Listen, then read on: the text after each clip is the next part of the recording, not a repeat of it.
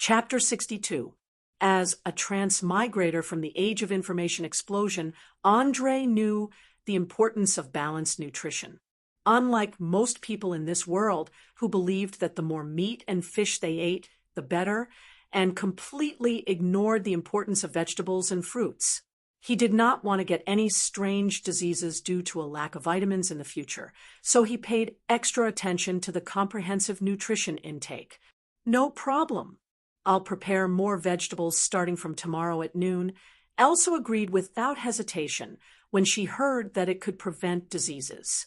In this place where medical standards were extremely poor, even catching a cold was equivalent to brushing shoulders with death. So she was willing to try anything as long as it could prevent diseases, let alone just eating more vegetables. After all, although the priests of the temple could miraculously cure all diseases, including cancer, ordinary people could not afford it. The level 3 divine spell, disease removal, cost 400 gold coins. Even a small noble might not be able to afford it easily. The whole dinner ended with a discussion about the relationship between diet and health. The satisfied little loli sat on the chair with her belly protruding, humming an unknown nursery rhyme and chatting with her mother. Elsa gently combed her daughter's hair. The scene was full of tenderness. After admiring the intimacy of the beautiful mother and daughter for a while, Andre put on an old cloak and used the hood to cover his face. He quietly opened the door and went out to the street. He planned to follow the address on the note and go to the bar in the back street to see what the woman called Black Lily wanted to do. As the name suggested, the back street was the street in the westernmost part of the slums, close to the city wall. Because it was close to the sewers and the moat, the stench was so strong that the patrolling guards were unwilling to go near it. So over time, it became a place where crime thrived. Many gangs opened taverns or inns in the area as their base. There were also many underground casinos. At night, good people mixed in with bad people, and the security was quite poor. The dark streets, the stinking gutters, the scantily clad prostitutes, the ferocious-looking vagrants, and the dagger-wielding gang members. Andre had seen the darkest side of Linton City along the way. There were even some who had shamelessly copulated by the side of the street, completely ignoring the people around them. Just as he was looking for a bar, a few young men with sticks suddenly stood up and surrounded him. The leader of the group threatened fiercely. "Boy, are you new here? If you know what's good for you, hand over all your valuables. Otherwise, your corpse will be thrown into the moat immediately." Hee. If I were you, I wouldn't use such a tone to talk to someone I can't afford to offend, because it could very well lead to death. As he spoke, Andre raised his left index finger, and a dazzling halo instantly appeared on the stun ring. Although he loathed these hooligans and gangsters, he had no intention of killing them for the time being. Magic! Magic! It was magic! Run! Following the shout of a knowledgeable hooligan, all the people around him ran away in the blink of an eye as if they had seen a ghost. In essence, they were just a group of guys who bullied the weak and feared the strong. Once they encountered someone they couldn't afford to offend, they would basically choose to turn around and run. They had no moral integrity at all. Glancing at the empty street, Andre smiled and shrugged his shoulders. He put his left hand back into his cloak and continued to walk along the road, looking for the bar mentioned on the note. 5 minutes later, he found a wooden sign in an alley. On it was a picture of a blooming lily, and it was painted with black paint. At first glance, it gave off an extremely depraved feeling. Without a doubt, this was the bar he was looking for. Without any hesitation, he walked forward and pushed open the somewhat rotten wooden door, arriving at a rather strange bar. Everyone here was silent, silently drinking the same cheap and inferior ale. There were men and women, old people and children. The oldest was more than 60 years old, and the youngest was less than 7 years old. Every one of them had a calm expression, as if they were waiting for someone. Obviously, as an outsider, Andre immediately attracted everyone's attention. They all looked at the youth with scrutinizing and suspicious eyes, and no one spoke for a long time. The oppressive atmosphere filled every corner, until a series of crisp footsteps came from the stairs leading to the second floor. Da, da, da, da, da. Following a series of rhythmic steps, a woman wearing tight black leather armor and black, mid-heeled leather boots slowly walked out. She was in her early 20s with short black hair. She was about 7 meters tall, and her tight clothes accentuated her straight legs and curvy figure. A pair of large black eyes, full of charm, revealed a trace of danger, and 2 sexy lips under the high bridge of her nose. For some reason, Andre immediately identified this woman as the Black Lily after observing her, because her temperament was too conspicuous. Arrogance with temptation, holiness with depravity. Perhaps half angel and half demon was used to describe this kind of person.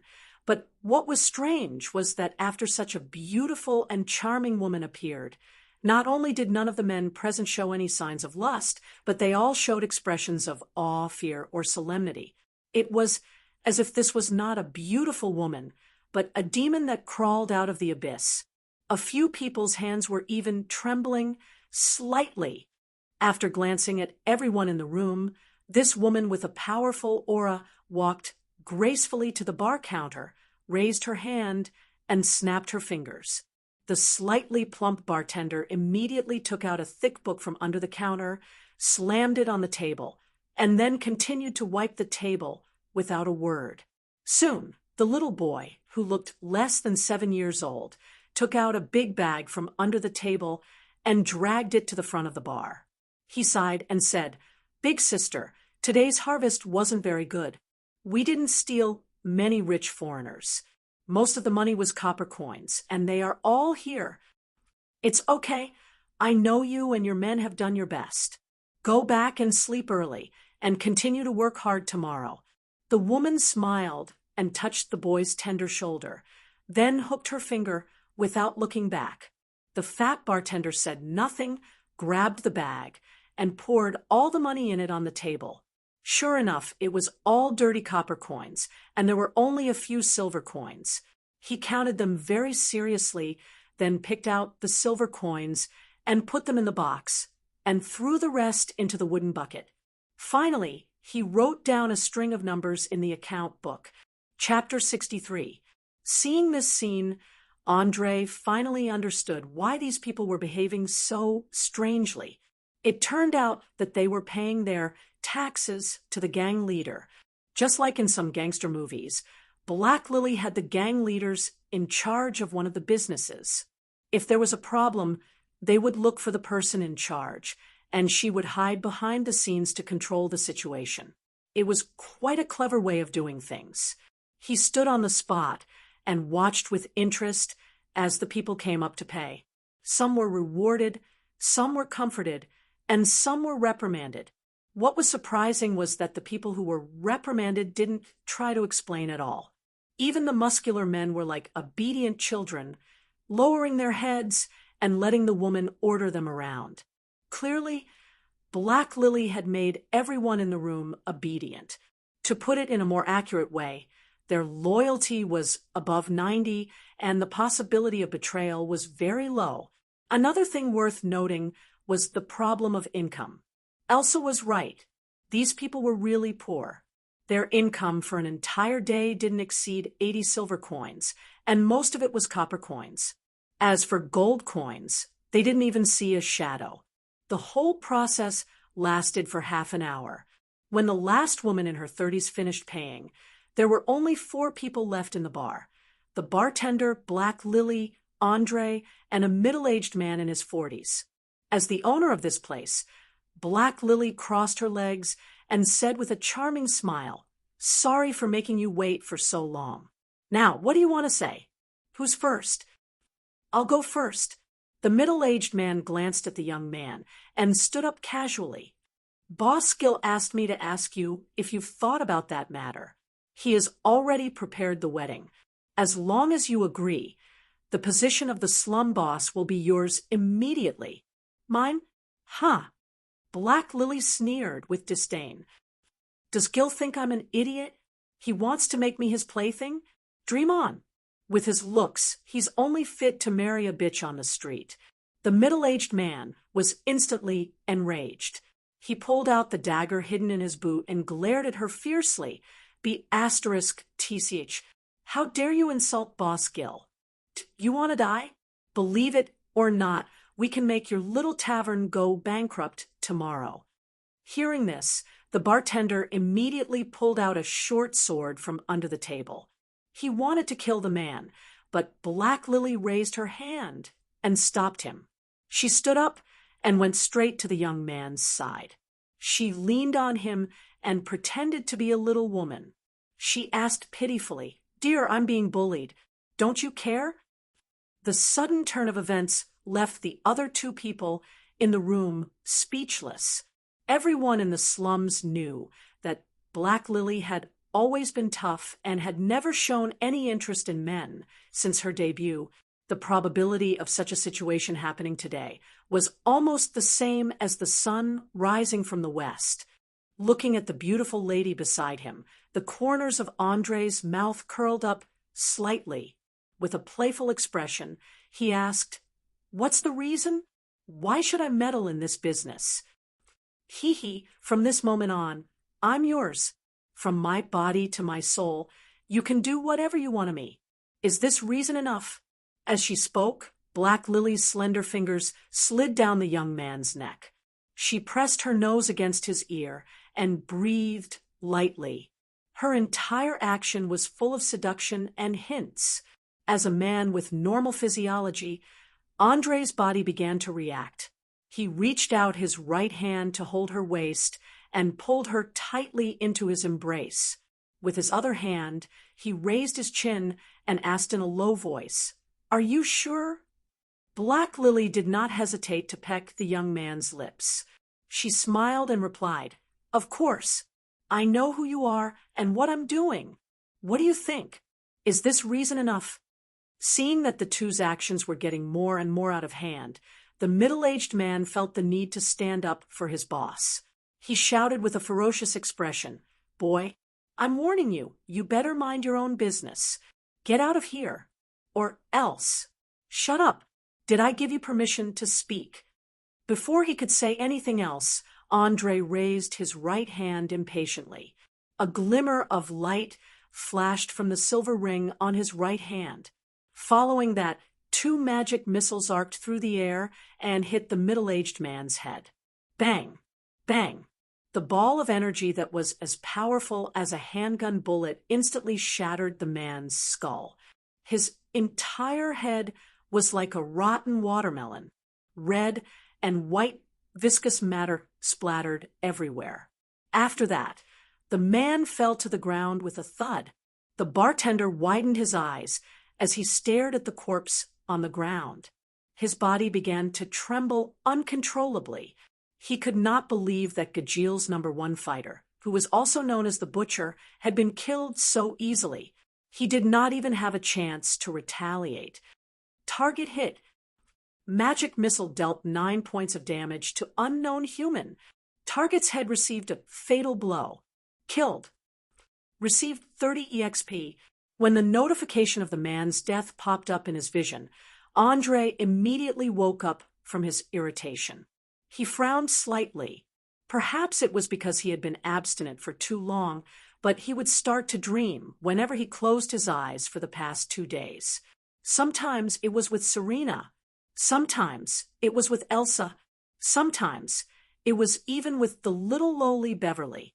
Clearly, it was because of Black Lily's teasing that he lost control of his emotions. Moreover, this man was indeed not a good person. That was why he accidentally killed him. Don't worry. This man is a scumbag. He has killed at least 10 innocent people. That's enough for him to go to the gallows 10 times. Black Lily thought that the young man was feeling guilty about the murder. so she spoke softly about the middle-aged man's crime. Andre took off his hood and rubbed his forehead. He explained, "I can see that he's not a good person. At the same time, he doesn't regret the murder. He's just a little dissatisfied that he lost control of himself. As a mage, you have to control your emotions and let your rationality prevail." After hearing this, Black Lily immediately laughed. She stroked the young man's handsome face and teased, "Ha ha ha.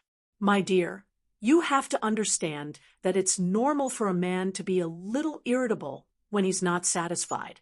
Even though you're still a big boy, you've reached the age where you're interested in women." After regaining his senses, Andre gently pushed away the woman who had captivated him. He sat down on the chair and asked with a serious expression, "Speak. What do you want from me?"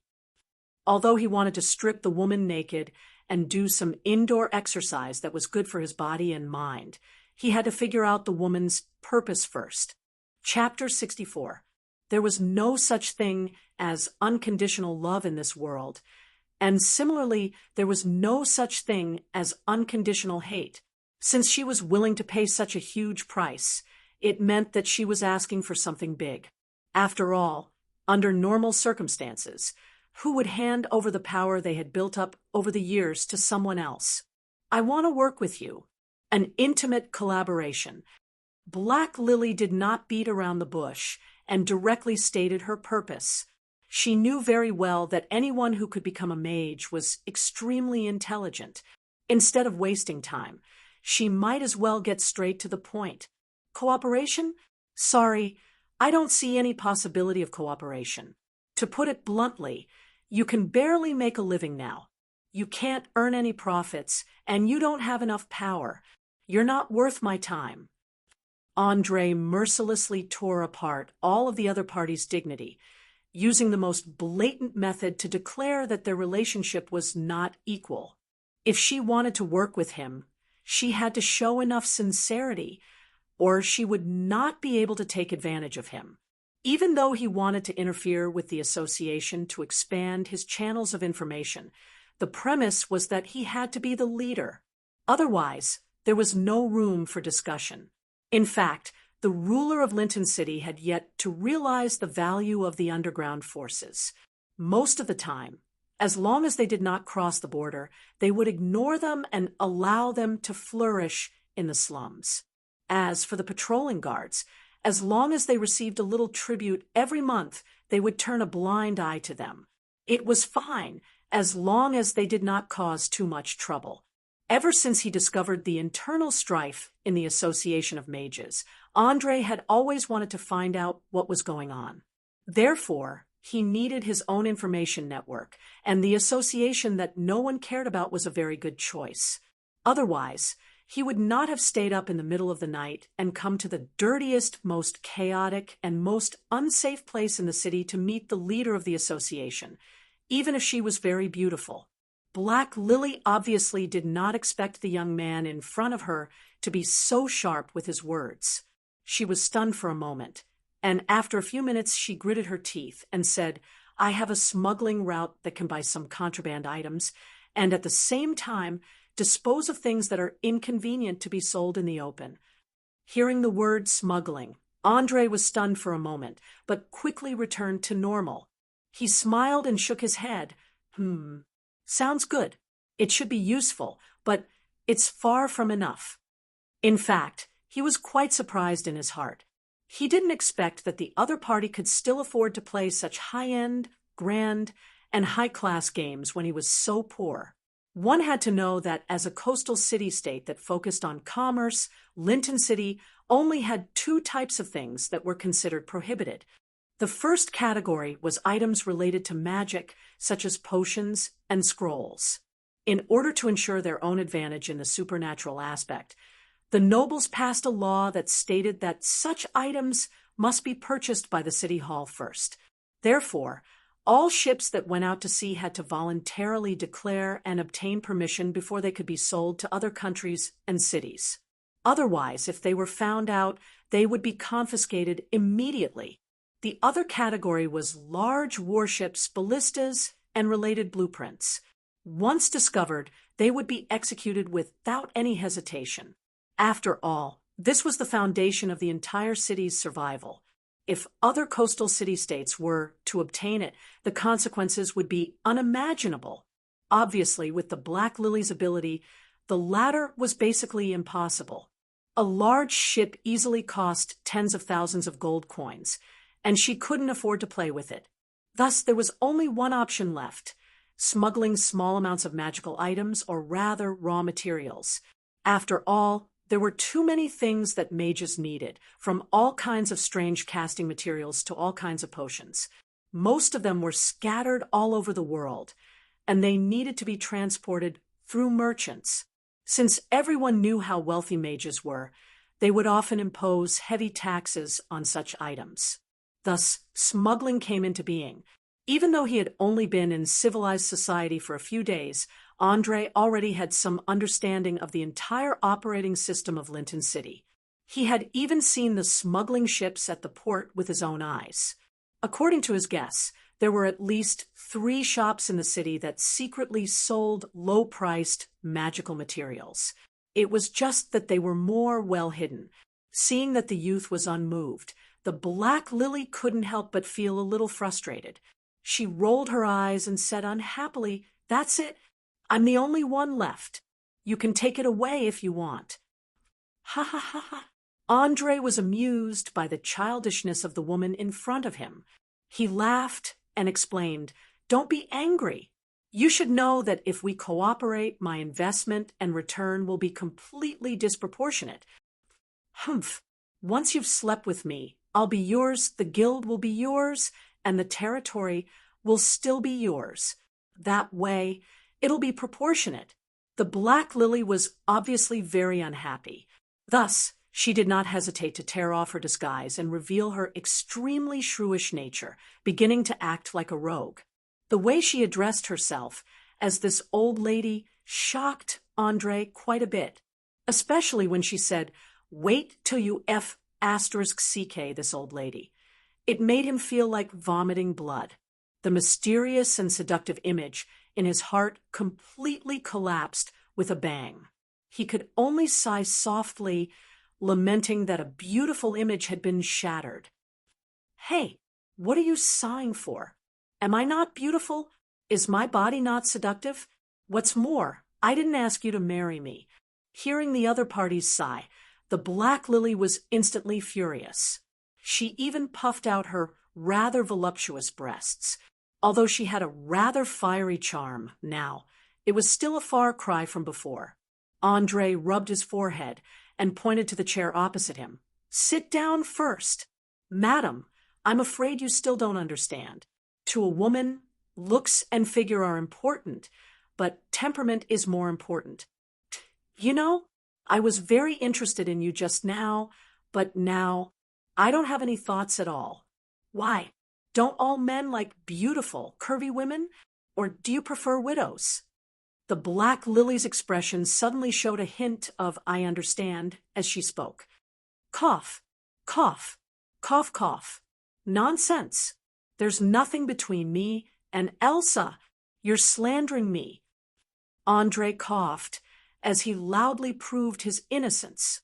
Fortunately, he did not drink water, or he might have choked to death. The Black Lily curled her lips in disbelief. "Forget it. You men are all the same, always chasing after novelty. The more you can't get something, the better it is. Tell me, what do I have to do for you to be willing to cooperate with me? You saw it yourself. Even that old pervert Gajeel came knocking on my door. If no one helps me, I'll be stuck in a pile of cow dung." Chapter 65. Hearing this, Andre, who had just stopped coughing, held his forehead and sighed. "I really don't know who instilled these fallacies in you, even though some of them do make sense. Forget it. Let's talk about business first. We can cooperate, but I have to be the leader. From the moment we cooperate, you and your men have to listen to my orders." "Okay. Anyway, I'm your lover. Naturally, I'll listen to you." Black Lily agreed, without any hesitation. When did we become lovers? Andre asked, dumbfounded. He felt that he couldn't keep up with the pace. What was going on? Black Lily shrugged her shoulders indifferently. It's okay. I'll just sleep in the back room for a night. Shocking. Andre couldn't believe that this came from a girl's mouth. That's right. Not a woman, but a girl. When he got closer, he realized that Black Lily's forehead was smooth and clean. The tip of her nose was slightly red, and her cheeks were white and fresh. It was obvious that she was a virgin.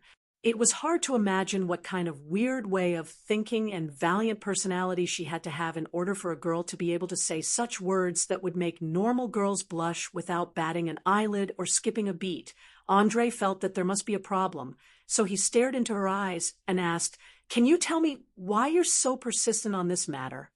"Of course. My mother said two things to me before she died. One was that if you find a good man, you must make your move early. The other was that a man's favorite is always his lover, not his wife. I like you, and then I want to make our relationship closer. Is there a problem?" Black Lily used a righteous tone to say a set of fallacies that didn't make sense. However, from the serious expression on her face, she obviously felt that this was the most correct principle in the world. Now, Andre finally figured it out. It turned out that the girl in front of him had been seriously misled about the relationship between men and women, so she thought that after becoming his lover, she would be firmly tied to him. He had to admit that this way of thinking was extremely weird.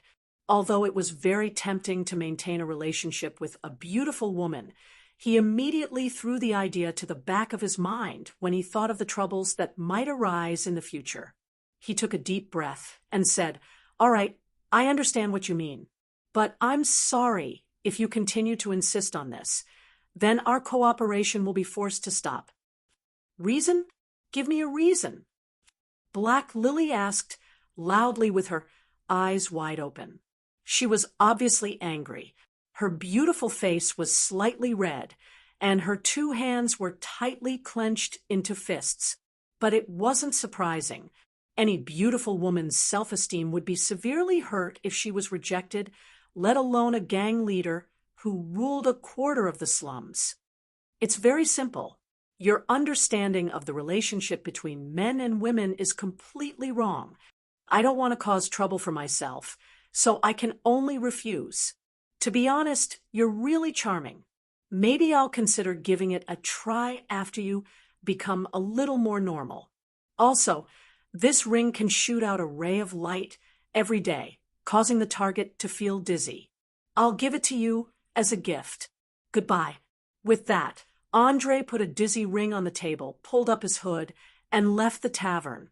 Although it was very tempting to have sex with a beautiful woman and gain control of the gang, it was far less than his moral bottom line in his eyes.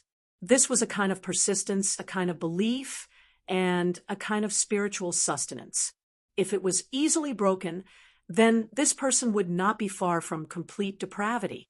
Looking at the young man completely disappear at the end of the alley, Black Lily gently picked up the ring on the table and turned to ask the bartender, "Alvin, do you think there's anything wrong with what I just did?"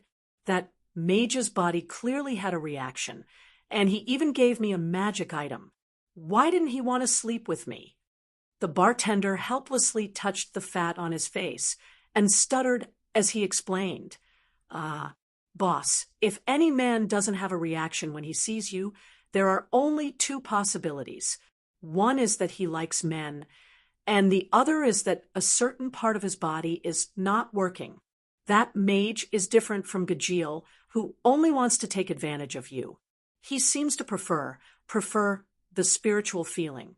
And you do have a little problem in that area. Spiritual? What does that mean?" Black Lily frowned and looked at her subordinate. "It's love.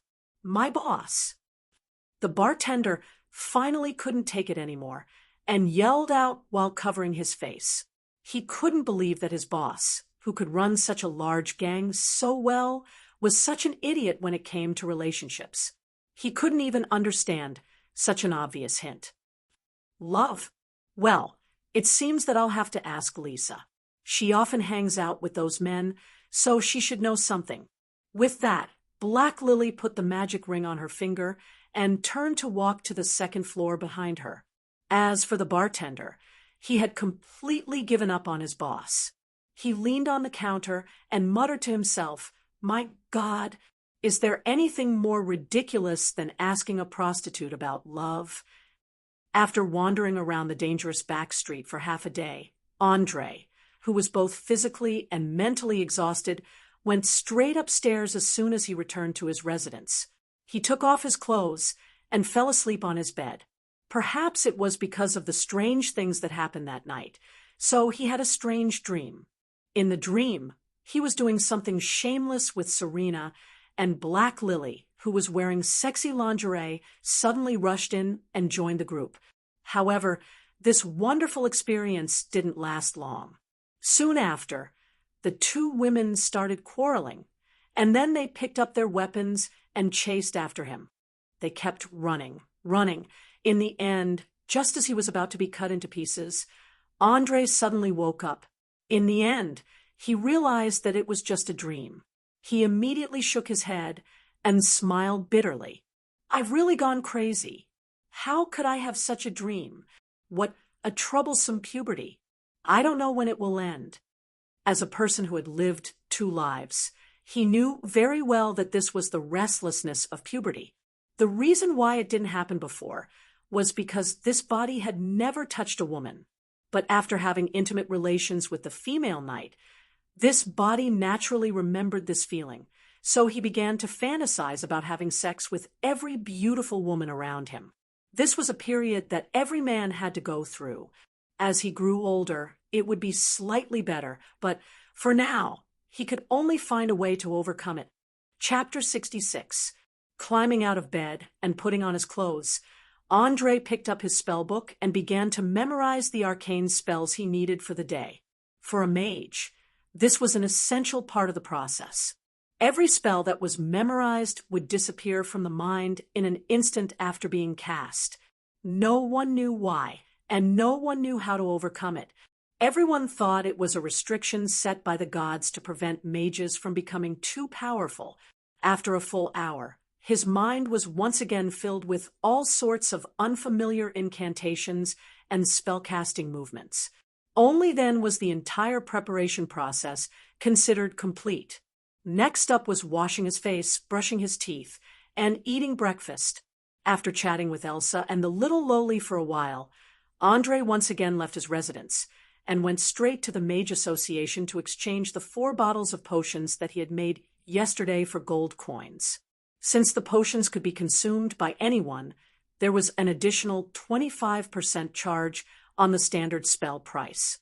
This way, a level 1 potion would cost 125 gold coins, and a level 2 potion would cost 250 gold coins. The 4 bottles would cost 750 gold coins in total, and he was no longer in a pinch. Without any hesitation, he bought 2 level 2 arcane spell scrolls. They were Panic causes creatures that are not strong enough to run away within a radius of 5 meters. Lasts for 6 seconds. An additional 6 seconds will be added for each level of the mage. Melf's Acid Arrow shoots a magic arrow made of strong acid, causing continuous damage after hitting the target. The higher the level of the mage, the longer the duration.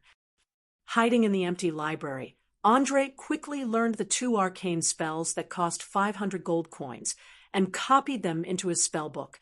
After completing all this, he took the 200 gold coins and went straight to the president. Boris glanced at the young man and smiled. "Speak, what do you want from me?" "Master, I'm here to receive this month's mission." Andre bowed slightly as he replied.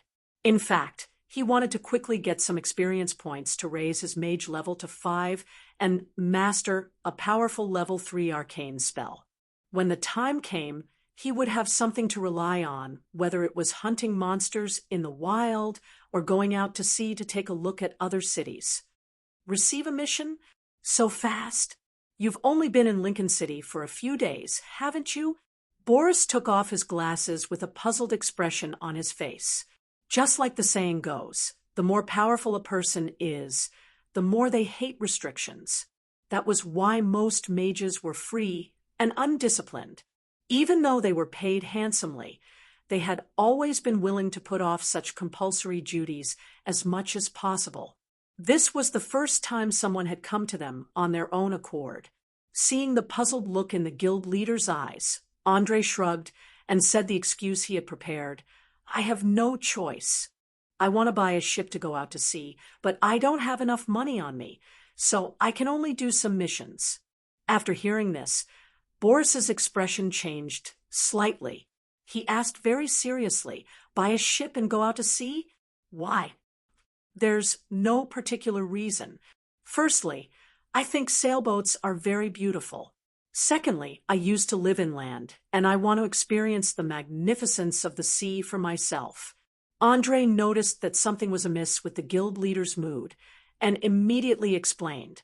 He didn't want to be misunderstood, especially by powerful mages. Boris narrowed his eyes and looked at him for a long time before finally sighing softly. Sigh, it seems like you really don't know anything, but that's good too. Remember, don't go out to sea or buy a ship in the next few months. Otherwise, something terrible will happen. Here, this is a mission. Pick one. After saying that, the guild leader took out a piece of parchment paper from a pile and threw it directly onto the table. Feeling that the situation was getting stranger and stranger, Andre didn't try to find out the reason. He silently picked up the parchment paper and looked at the mission recorded on it. From his point of view, either something big was going to happen at sea, or it was related to the conflict within the guild. Either way, it was going to be very complicated, so it was better to leave it alone for now. Mission: Viscount Bernie requests a wizard to teach his son a 4-hour magic lesson. Reward: 300 gold coins. Mission: assist the army in clearing out the Kobold tribe 40 kilometers away from the city. Reward: 400 gold coins. Mission: investigate the ruins deep in the western forest. You need to find the entrance and bring back a complete map. Reward: 800 gold coins. Mission: find and kill the pirate group hidden in the sewers. Be aware that they may have spellcasters, so please be careful. Reward: 5,000 gold coins.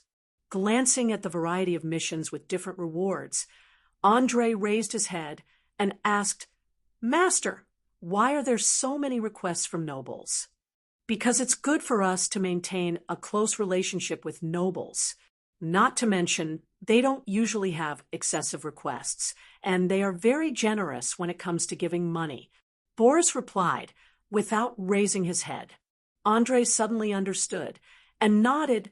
So it's political. Then what's with this pirate group hidden in the sewers?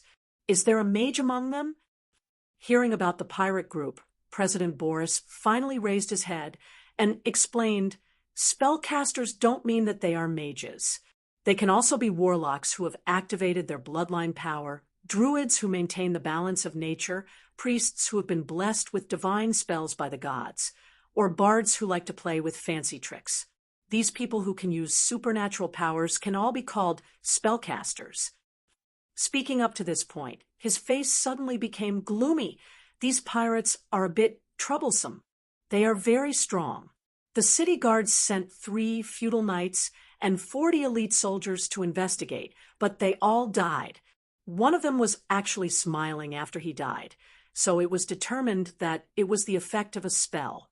Then it was pushed to us and promised that whoever completed this quest would immediately become a baron and receive a reward of 5,000 gold coins.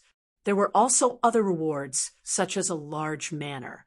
But I advise you not to accept this mission, because it's just too dangerous. Can't we just send the army to investigate the entire sewers? Andre didn't understand. It was clearly a problem that could be easily solved, so why did they have to make it so complicated? They had the home advantage, but they didn't know how to make use of their advantage in numbers. After all, there were a total of 3,500 professional soldiers stationed in Lincoln City. If half of them were mobilized, they would be able to plow the entire sewers in 2 hours. Not to mention a group of living people, even a mouse wouldn't be able to escape. Although Lincoln City was only a small city, it radiated countless towns and villages around it through trade. It was basically no different from a country. As long as they were determined, it wouldn't be too difficult to get rid of a group of troublesome pirates. Chapter 67. It's no use. Those guys have planted spies in the city. Once there are signs of a large-scale deployment of troops, they will disappear without a trace. I think they must have taken a ship out to sea. They should have a secret dock nearby. In the past 2 months, 14 merchant ships have been looted. The nobles in the city hall are going crazy. Otherwise, they wouldn't have offered such a high reward. After saying that, Boris's mouth curved into a smile. It was unknown whether it was a mocking or playful smile. Obviously, the president was happy to see the nobles in a flurry. Maybe it was because of his bad taste, or maybe it was because of the power struggle. Andre frowned and thought for 10 minutes. Finally, he made up his mind and decided to take the risk. I'll accept this mission. I promise I'll give you an answer in 5 days. As soon as he said that, a row of messages popped up in his vision. You've accepted the mission. Find and kill the pirate group hidden in the sewers alone. Difficulty: extremely dangerous. Mission completion reward: 8,000 EXP. As the difficulty of the mission exceeds the danger level, you'll be rewarded with an additional 2 basic attribute points after completing the mission. Note, this mission has exceeded your strength by too much. You may lose your life at any time. After reading all of it, he was not afraid at all. Instead, he was a little excited. Dangerous? Could it be more dangerous than Ulysses? According to the classification of mages, this powerful necromancer was at least level 14 to 16. It might even be higher. If he was alone, he could turn a city into a purgatory in minutes. A group of people that even thousands of ordinary soldiers had to avoid could not be that powerful. So, as long as he set a trap in advance like before, he would be able to get rid of them easily. Most importantly, he finally found a second way to gain EXP other than killing, and that was to continuously complete missions. One had to know that killing Ulysses only gave him 5,000 EXP. Now, just by completing a mission, he could get 8,000 EXP, and that was not counting the EXP gained from killing. It was like someone had sent him a pillow just as he was about to doze off. The more he learned about mages, the more Andre realized that this profession consumed EXP too quickly. Not to mention the consumption of potions and items, the amount of EXP needed to level up was quite terrifying. 1,000 EXP for level 1, 2,000 EXP for level 2. At this rate, by the time he reached level 8 or level 9, it would be an astronomical figure. With an extreme thirst for experience points, he quickly bid farewell to Boris and planned to return to his residence to prepare, especially to copy a few more scrolls in case he needed them. After accepting this dangerous task, Andre spent the next few days eliminating all distractions and devoting himself to the preparation work. Even the cute, little, lowly Beverly was neglected. She could only read Magic Enlightenment for the second time every day. He was very clear that since the system had determined that his danger level was extremely high, it meant that he had no chance of winning in a head-on confrontation. So, he once again used his trump card. Unlike the last time, he used a simpler but more ferocious blazing fire glue and white phosphorus Molotov cocktail. Thanks to the relatively advanced chemistry system of this world, many things that only appeared in the industrial age on Earth had already been discovered by the mages. However, due to the low production rate, it was still impossible for them to be used on a large scale. However, it was not a problem for them to make some for their own use. In fact, The use of some of the mage's weapons of mass destruction was limited to spellcasting materials or the additives used to make certain magic items. Take white phosphorus, for example. As long as you add some to black gunpowder, the power would instantly increase by 10 times. Not only could it produce an unextinguishable high-temperature flame, but it could also produce a highly toxic poison. As long as the dosage was enough, it could completely burn a person alive into ashes. Such a terrifying weapon could completely change the current war, where cold weapons were the main weapon. However, the mages only saw it as a common spellcasting material and poison. They simply did not discover its true use. Of course, this might have something to do with the amount used. Most of the mages would only buy 100 or 200 grams at a time. They had not yet discovered the terrible lethality of the white phosphorus Molotov cocktail due to the low production rate. Andre spent a lot of effort to buy 2 kilograms, spending a total of 50 gold coins. Then, he mixed it with his own black gunpowder and put it into 3 prepared glass bottles. Then, he stuffed the blazing fire glue and used a linen cloth soaked in oil to seal it. Such a frightening white phosphorus Molotov cocktail was completed. Although there were only 3 of them, their power was not to be underestimated, especially in a narrow place like the sewers. Once they exploded, there would be nowhere to hide. In addition, he did not hesitate to waste his experience points to copy a lot of arcane scrolls and to make a lot of magic potions. His experience points were flowing out like water.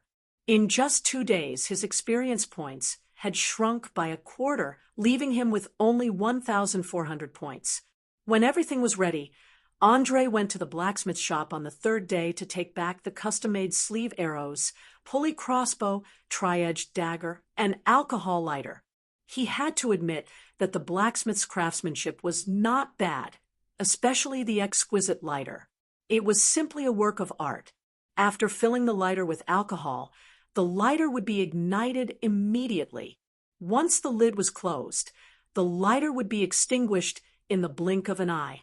After smearing all the arrows and tri-edged daggers with aconitum root, Lucien carefully tied the sleeve arrows to his arm, tied the quiver to his weapon, and carried the crossbow on his back. He put all the potions and scrolls in his bag, and hung the 3 Molotov cocktails next to his belt. After making sure that he did not miss anything, Lucien took a deep breath and walked out of the room. "Are you going somewhere far away?" Elsa stopped what she was doing and looked up at Lucien. "No, I'm just in the city. If I'm lucky, I'll be back before dark." Andre pretended to be relaxed. Elsa looked at Lucien from head to toe for a few seconds and then pointed at his equipment. "You're a powerful sorcerer? You don't need to carry weapons in the city. Don't lie to me. Are you going to the wild?" Andre could only shake his head with a bitter smile. "I'm not lying to you. It's indeed inside the city. It's just that it's not on the surface, but underground. Goddess of Dawn bless you. You're going to the sewers. That's even more dangerous than the wild." Elsa shouted in shock. As a local resident, she had heard too many horrible stories about the sewers.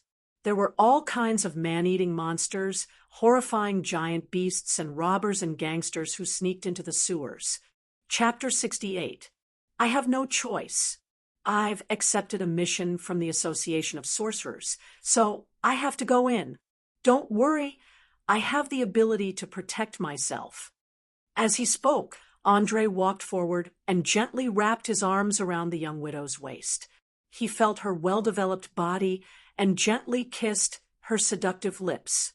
Then he let go of his hands and pushed open the door to leave the house. Elsa stood there with her eyes blurred. It took her 2 to 3 minutes to regain consciousness. She hurriedly touched her lips and stole a glance at her daughter, who was concentrating on her reading. She was relieved when she made sure that the little girl did not notice. She hurriedly ran back to her room and closed the door. The kiss just now made her body, which had not been nourished by a man for a long time, surge with lust. In just a few seconds, her underwear was already soaked. She had to change, or a special smell would soon spread out. Andre did not know that his kiss had pried open the young widow's heart. Even if he knew, he would just smile. He secretly picked a day to have a little intimate relationship with her to relieve his adolescent body's desire for the opposite sex. For a person who walked on the path of pursuing power, he had never thought of marrying a wife like an ordinary person and spending the rest of his life with her. That was too extravagant. The path of arcane magic was destined to be lonely.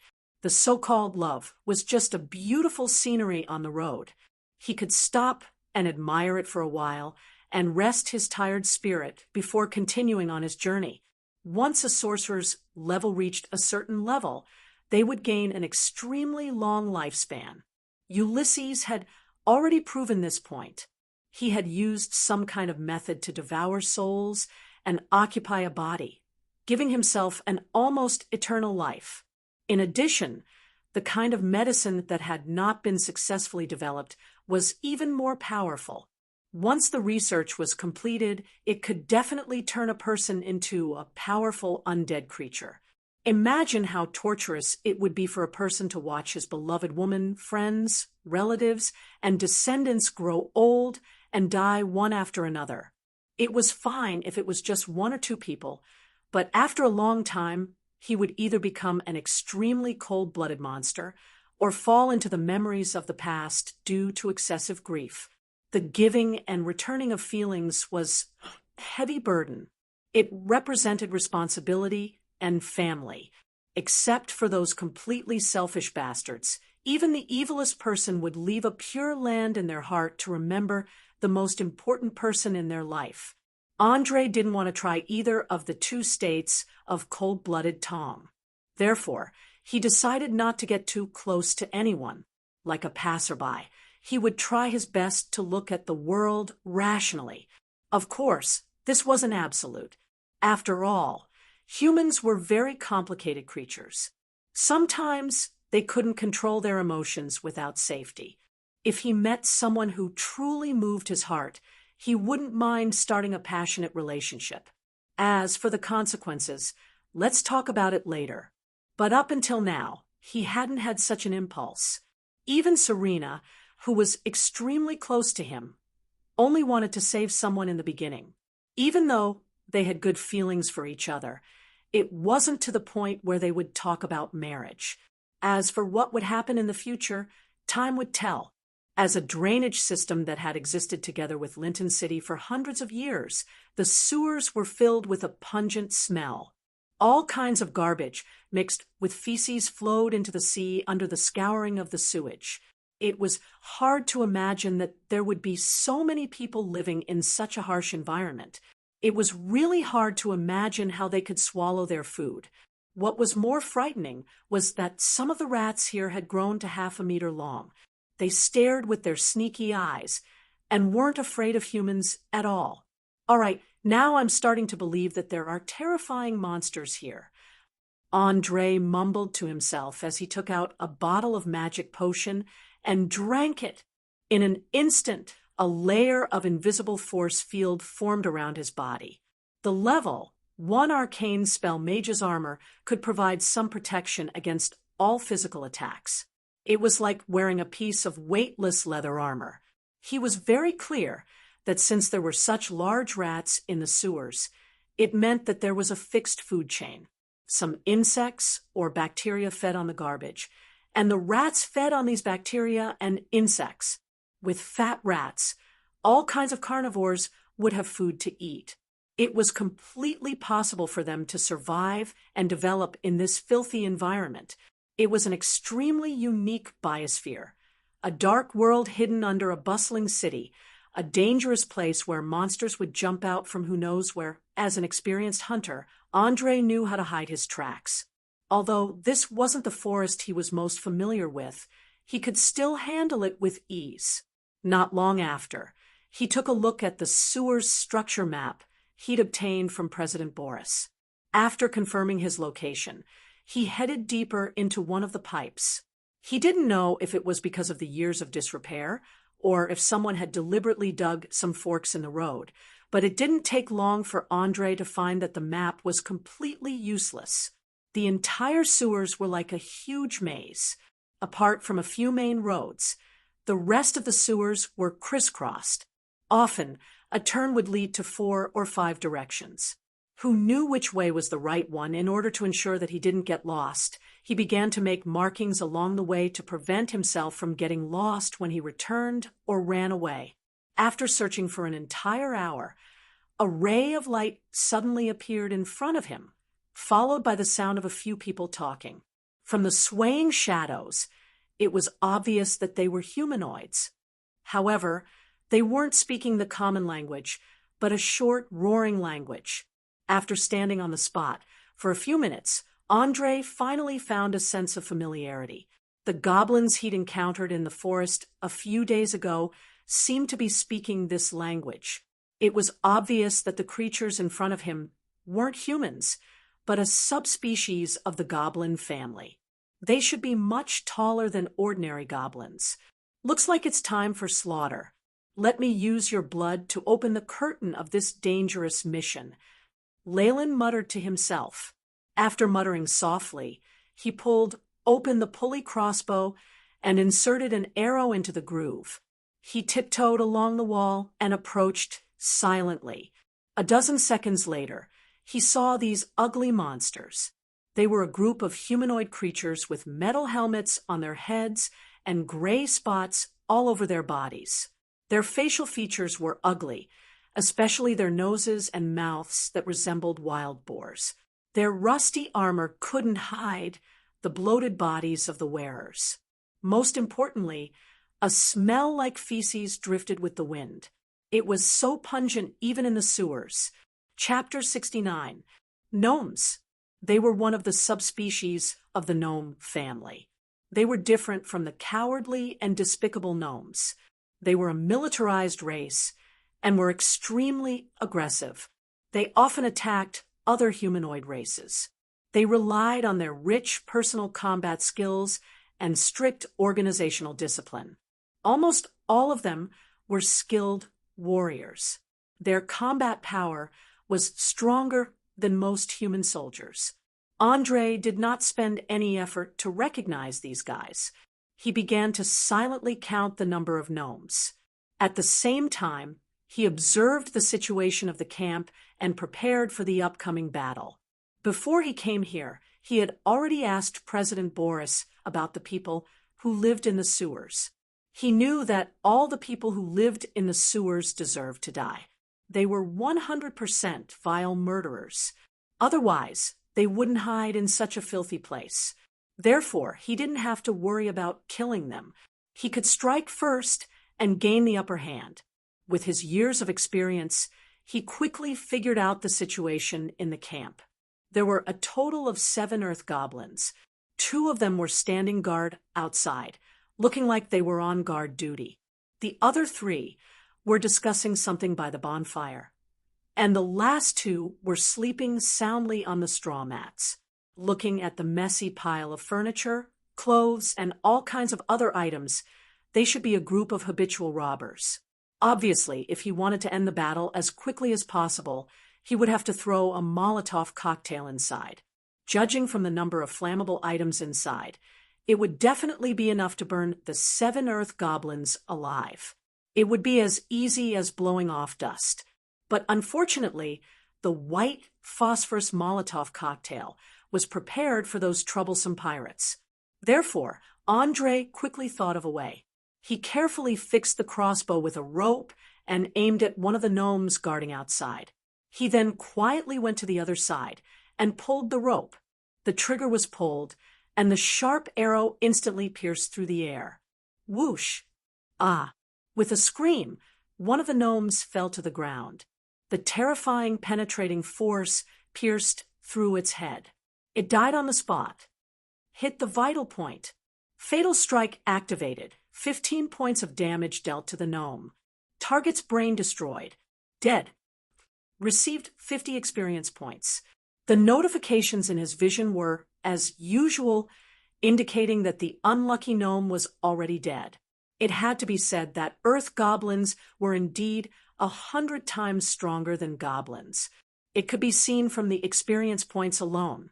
50 experience points meant that the guy who died was at least a professional and not an ordinary civilian.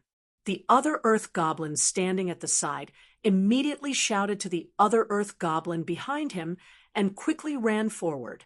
The 3 earth goblins who were chatting hurriedly pulled out their weapons and followed behind, leaving their 2 sleeping earth goblins behind. Seeing that he had achieved his goal, the corners of Andre's mouth curled up slightly. He immediately rushed to the sleeping gnomes like a shadow. Without any hesitation, he pulled out the tri-edged thorn and aimed it at each of their eyes. Hit the vitals. Critical strike activated. 19 damage dealt to Great Earth Goblin. Target's brain has been destroyed. Death. Obtain 50 EXP. In the blink of an eye, another 250 EXP points were added to their account. They didn't even have time to react before they were killed in their sleep.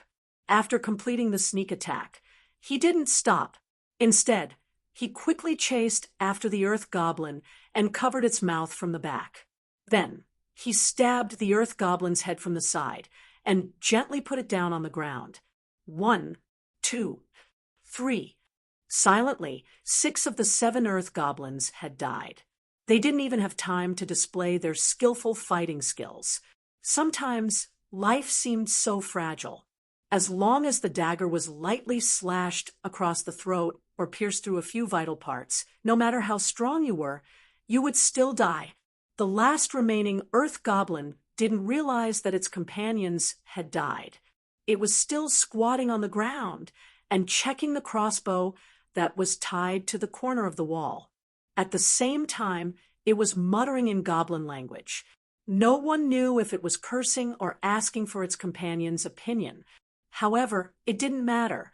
Andre raised the tri-edged thorn and stabbed it fiercely at the Earth Goblin's back. At this moment, the Earth Goblin seemed to have noticed something. It suddenly took a step forward and paid the price of an injury on its thigh to avoid the fatal blow. Ah, ah, ah. It cried out in pain while it turned around and waved the spear in its hand. It wanted to stab the attacker to death. This Earth Goblin obviously had a lot of battle experience. In just a few seconds, it had forced the young boy into a panic. The spear in its hand was like a living thing, stabbing at the vital parts of the body. The angle was both cruel and tricky. Andre had no choice but to use the level 0 spell on his ring, Stun Spell. A dazzling light flashed, and the Earth Goblin immediately stopped attacking. It held its head and stood still. Taking advantage of this opportunity, he quickly retreated to a safe distance. Then he stood still and waited silently. He didn't attack, nor did he continue to run. According to the time, the poison of the aconite that was smeared on the weapon was about to take effect. After a few seconds, the Earth Goblin completely woke up from the stun spell. Soon, it began to feel numb all over.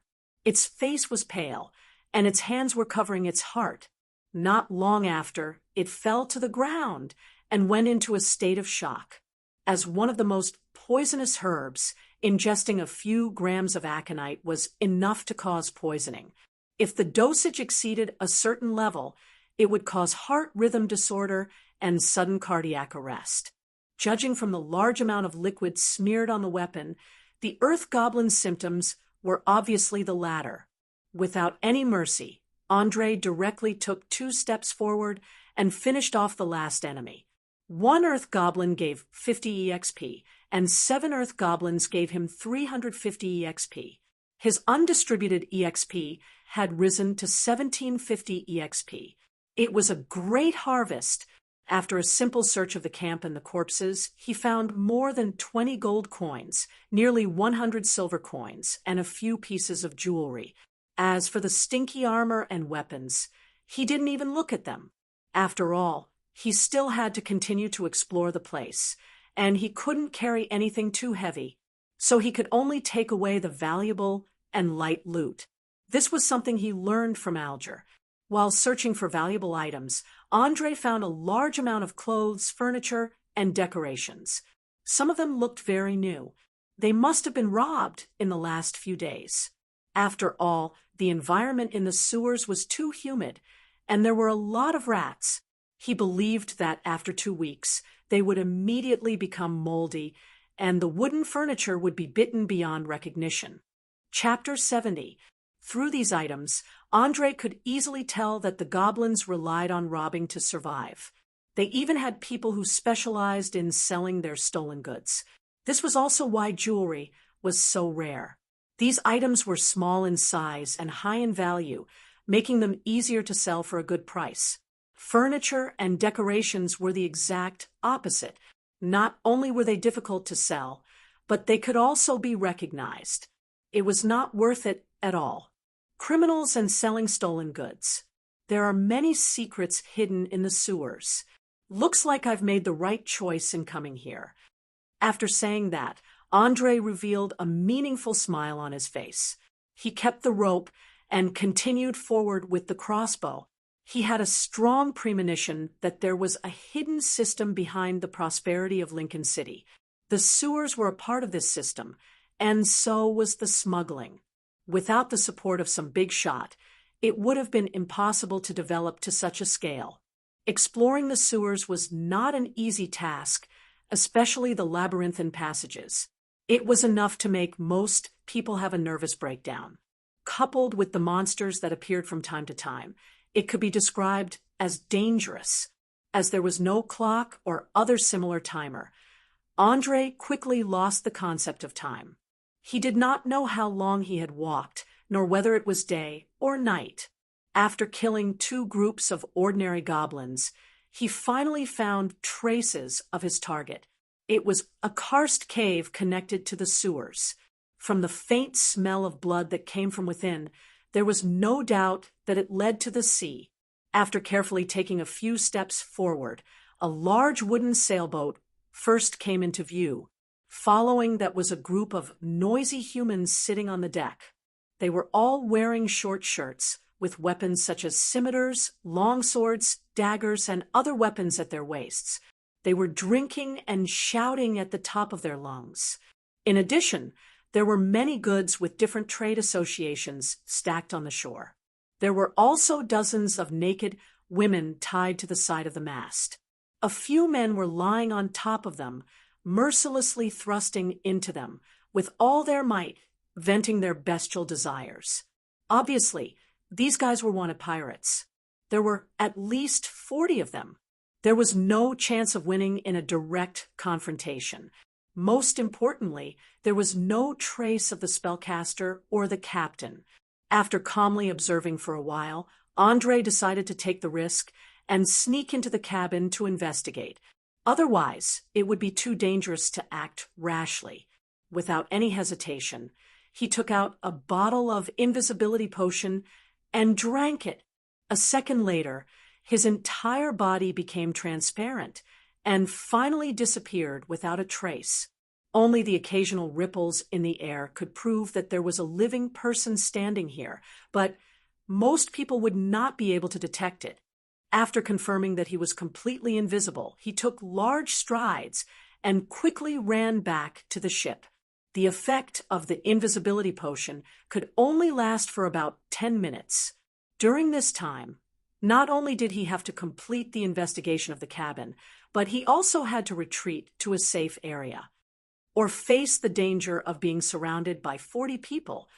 Even though mages were extremely powerful, they lacked the ability to attack large groups of people before they grasped a Tier 3 Arcana spell. As such, once they were surrounded, they could only use white phosphorus incendiary bombs. However, the danger of this thing was slightly higher. If he was too close, he could be implicated. As a transmigrator who knew the power of white phosphorus, Andre did not want to come into contact with it at all. Thus, he had to end the battle quickly. Following the wooden ladder that was lowered from the ship, he easily arrived at the noisy deck. He tiptoed through the crowd, and the whole process was extremely thrilling. There were a few times when he was almost bumped into by the drunken pirates. Finally, he safely entered the cabin and began to search for the captain and the spellcaster mentioned in the intelligence report. After silently walking down the stairs, Andre looked around cautiously. After confirming that there was no one around, he began to study the internal structure of the ship. Compared to the narrow corridors of modern ships, the wooden sailboat had very few compartments, so the passageway was relatively spacious.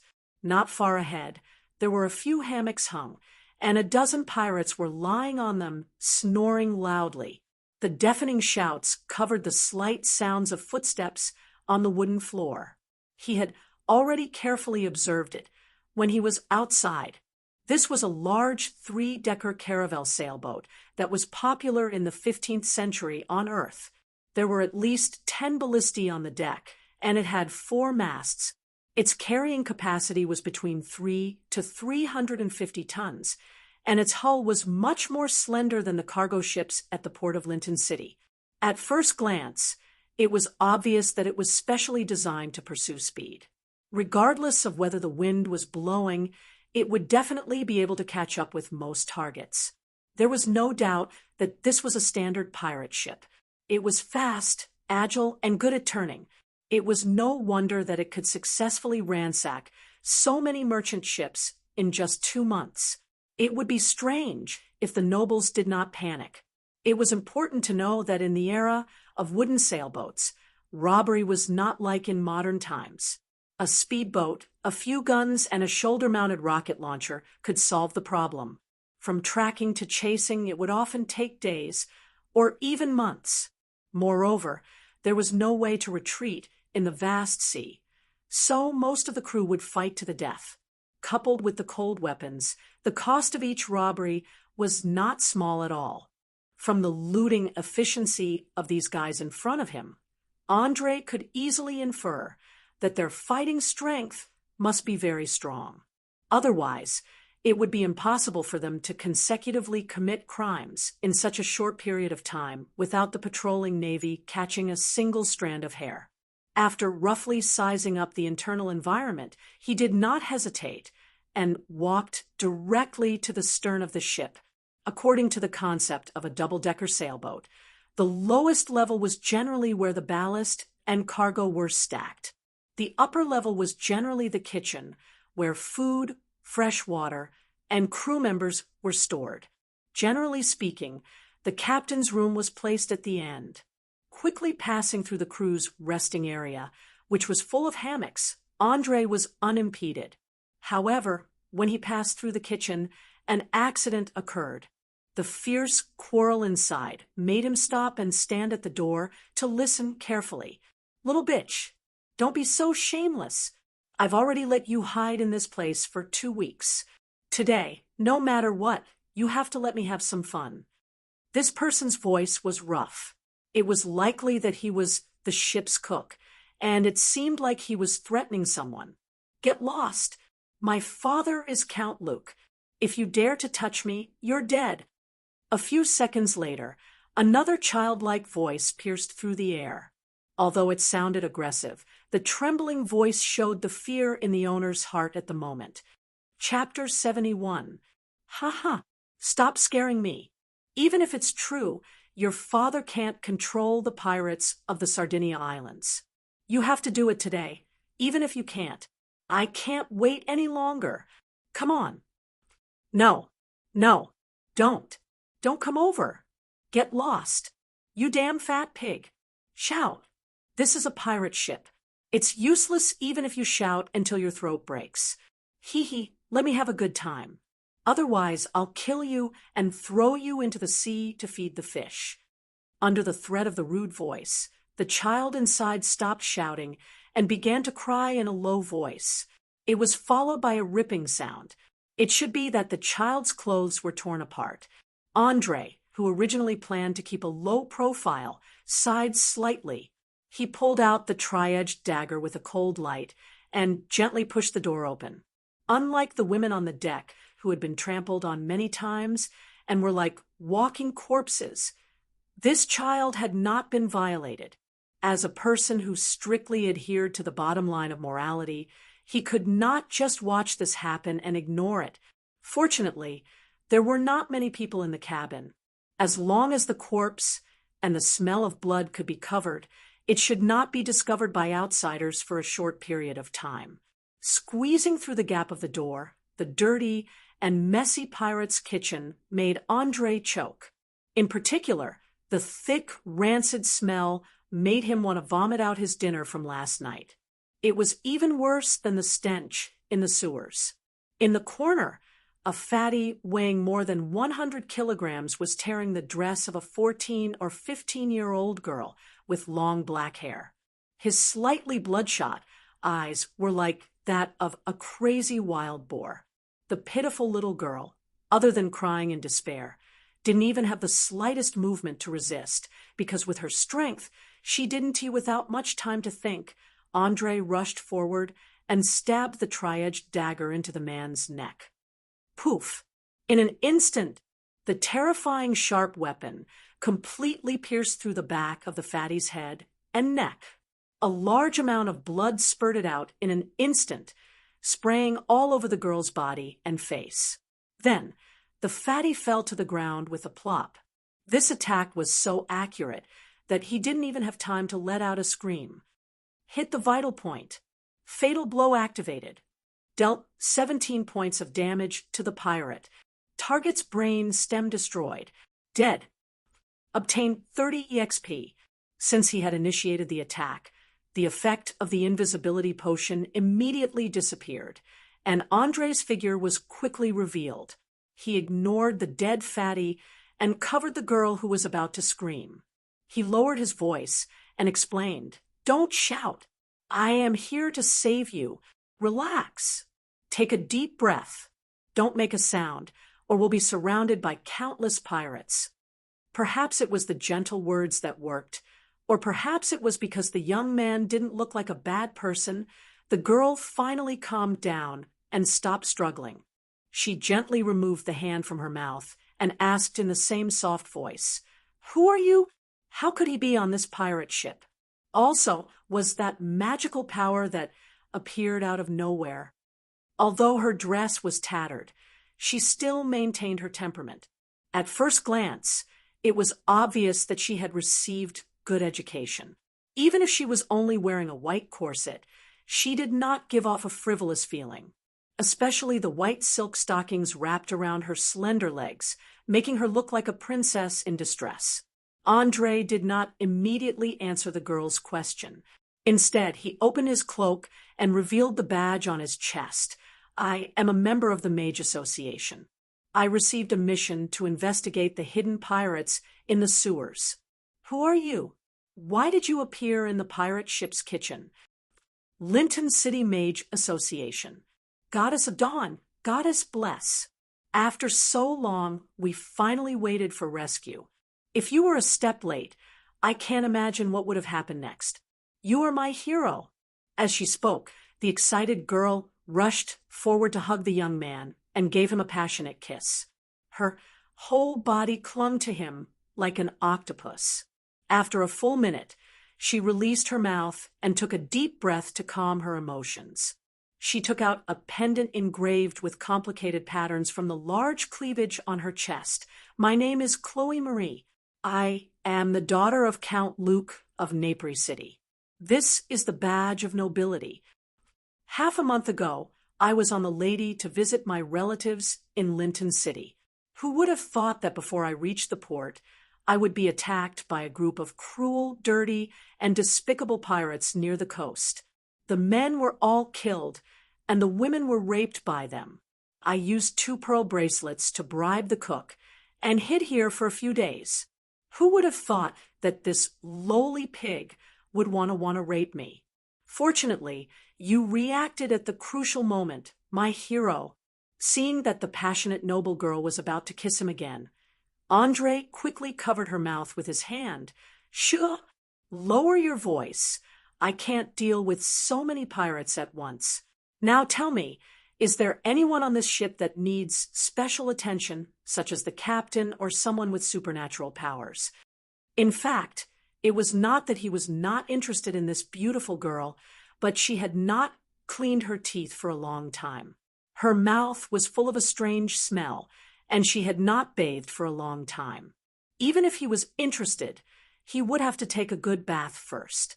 After all, no matter how beautiful a beauty was, most people would stay away from her. Of course, those perverts who thought that a beauty's fart was fragrant were not included. Upon mentioning the important members of the ship, Crowley's body began to tremble slightly. His two beautiful large eyes were filled with fear, and his two hands were tightly clenched into fists. He clenched his teeth and said with a trembling voice, "I've seen the captain before. He's a man in his early 30s with an extremely terrifying scar on his face. He has short brown hair and is wearing a shiny chainmail. He's both formidable and ruthless. With a single slash, he sliced my personal knight in half. No one on the lady is his opponent. Even the experienced captain wasn't able to do so. He killed a feudal knight in an instant." Andre was so shocked that his mouth was agape. His face was full of shock. He did not dare to imagine how powerful it would be to be able to cut a knight who was wearing a full body armor. His strength, reflexes, and muscle strength were all several times stronger than a normal person. It must be known that this was not Earth. Once a feudal knight's muscles were taut, they were no different from a rock. Ulysses only needed a few minutes to dissect an ordinary soldier, but a feudal knight needed a full half an hour. It could be seen how difficult it was. Andre had been in close contact with the female knight, Serena, many times. He knew very well how strong she was when her muscles were tensed up when she was excited. Therefore, his expression instantly turned a little ugly. Chapter 72. Yes, but it should have something to do with the weapon in his hand. If I'm not wrong, that's a scimitar made from the rare metal mithril. The material alone is worth tens of thousands of gold coins, and only dwarven blacksmiths can refine this metal. Chloe covered her mouth with lingering fear and whispered her judgment. As a girl born in a great noble family, she was particularly sensitive to rare and valuable items. When she first saw that silver-white scimitar, she instantly knew that it was not an ordinary item. Mithril scimitar? How could a group of pirates have such a precious item? Andre muttered to himself with a frown. He had once seen the introduction of this metal in a book about forging. Simply put, this was an extremely special magical metal. After refining, it would be silvery white in color. It was stronger than steel, but it was also extremely light. It was an excellent material for forging armor and weapons. Mages also liked to use it in magic circles, enchantments, making rings, amulets, and other items. It could play an unexpected role in fighting against otherworldly creatures, especially demons and devils. According to the records in the book, there were not many mithril reserves in the entire world, and most of it was controlled by the dwarves who liked to live underground. Only a very small portion circulated in the human world. Countless powerful warriors and knights often had to go through a lot of trouble to obtain a weapon or armor made of mithril, and in the end, they might not be able to get it. As for the price, it was incomparably expensive. A piece the size of a fingernail cost more than 300 Alliance gold coins. Ordinary people could not buy it even if they had the money, let alone a finished scimitar. It might not even be possible to get it for 100,000 gold coins. Andre could not understand at all. Where did a group of pirates get such a precious item? Could it be that these guys had a backer? After thinking about it for a few minutes, he felt that this possibility was very high. After all, the Navy of Lincoln City was famous. Ordinary pirates could not wait to avoid it. So why would they commit crimes right under their noses? Robbing 14 ships in 2 months, even a noble girl like Chloe was not spared. Whether it was the degree of their boldness or the frequency of their robberies, it could be described as completely deranged. There were only two kinds of people who dared to do this. One was boundlessly arrogant, as if they were looking for death. The other was fearless. Not only did they have a thorough plan, but they also had a very strong backer. The pirates in front of him clearly belonged to the latter. Based on the number of robberies, the goods piled up outside were obviously not enough. This meant that someone was selling their loot and providing them with supplies. After thinking it through, Andre immediately began to have a headache. He could not make a decision. Now, he had two choices. One of them was to follow his original plan and kill every last one of the pirates. That way, he would be able to obtain a generous amount of rewards and experience points. However, the consequence of doing so would be that he would offend the mastermind. The other choice was to escape with this noble lady and report the situation here to the Sorcerers' Association. The advantage was that he would not have to offend anyone. The consequence was that his rewards would decrease and his experience points would fly away. Obviously, choosing the first option could greatly increase his strength in a short period of time, and at the same time promote him to a noble. This was not to be underestimated. Orir was still a feudal system, so once he obtained the title of a noble, it meant that he had become a member of the ruling class. No matter where he went in the future, as long as he revealed his identity, he would immediately receive the corresponding respect. Although the identity of a mage could achieve this, one was recognition in terms of strength, while the other was recognition in terms of faction. The effects were completely different. Of course, the risk he had to bear was not small, especially since the other party dared to send pirates to rob a powerful city like Lincoln City. It was either the pirate king of the Sardinia Islands or other cities of the Green Sea Alliance. It could also be some hostile forces. In short, the enemy's power was definitely not small. Although the risk of the second option was almost negligible, he was unwilling to just watch the 8,000 mission experience disappear like this.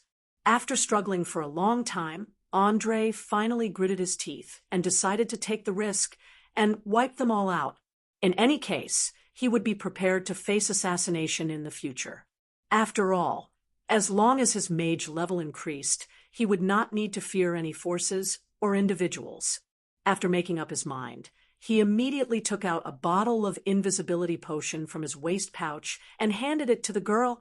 "Take it, drink it, and immediately leave this ship and find a corner outside to hide. Also, take off your tattered skirt, and it's best to take off your socks. It'll be lighter for you to walk. Also, be careful.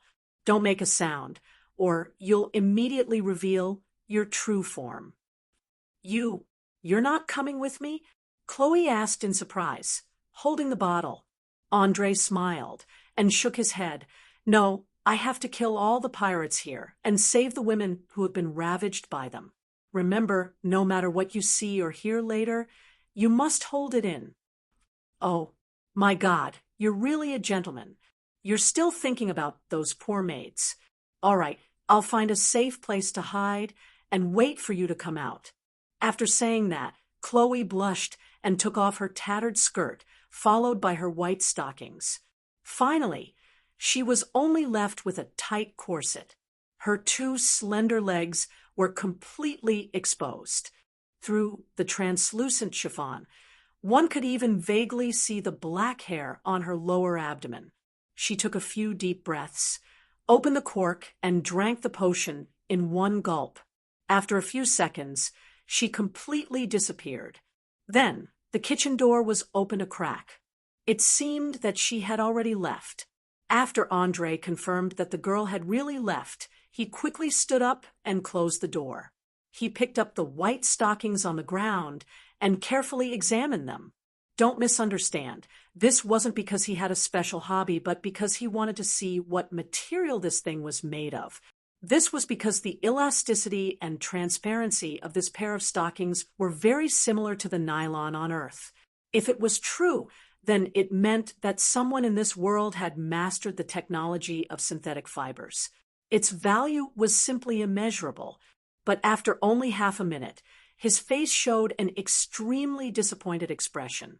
Although the silk thread was very elastic, very transparent, and also very strong. Even if he used force to tear, it would be difficult to break. But it didn't look like a synthetic material. It was more like silk spat out by some kind of creature, because it was really too thin and very soft to the touch. Whether it was color or elasticity, it far exceeded any known fiber. After using force to stretch, it could even be stretched to more than 5 times its original length. Chapter 73. Well, I should have thought of it earlier.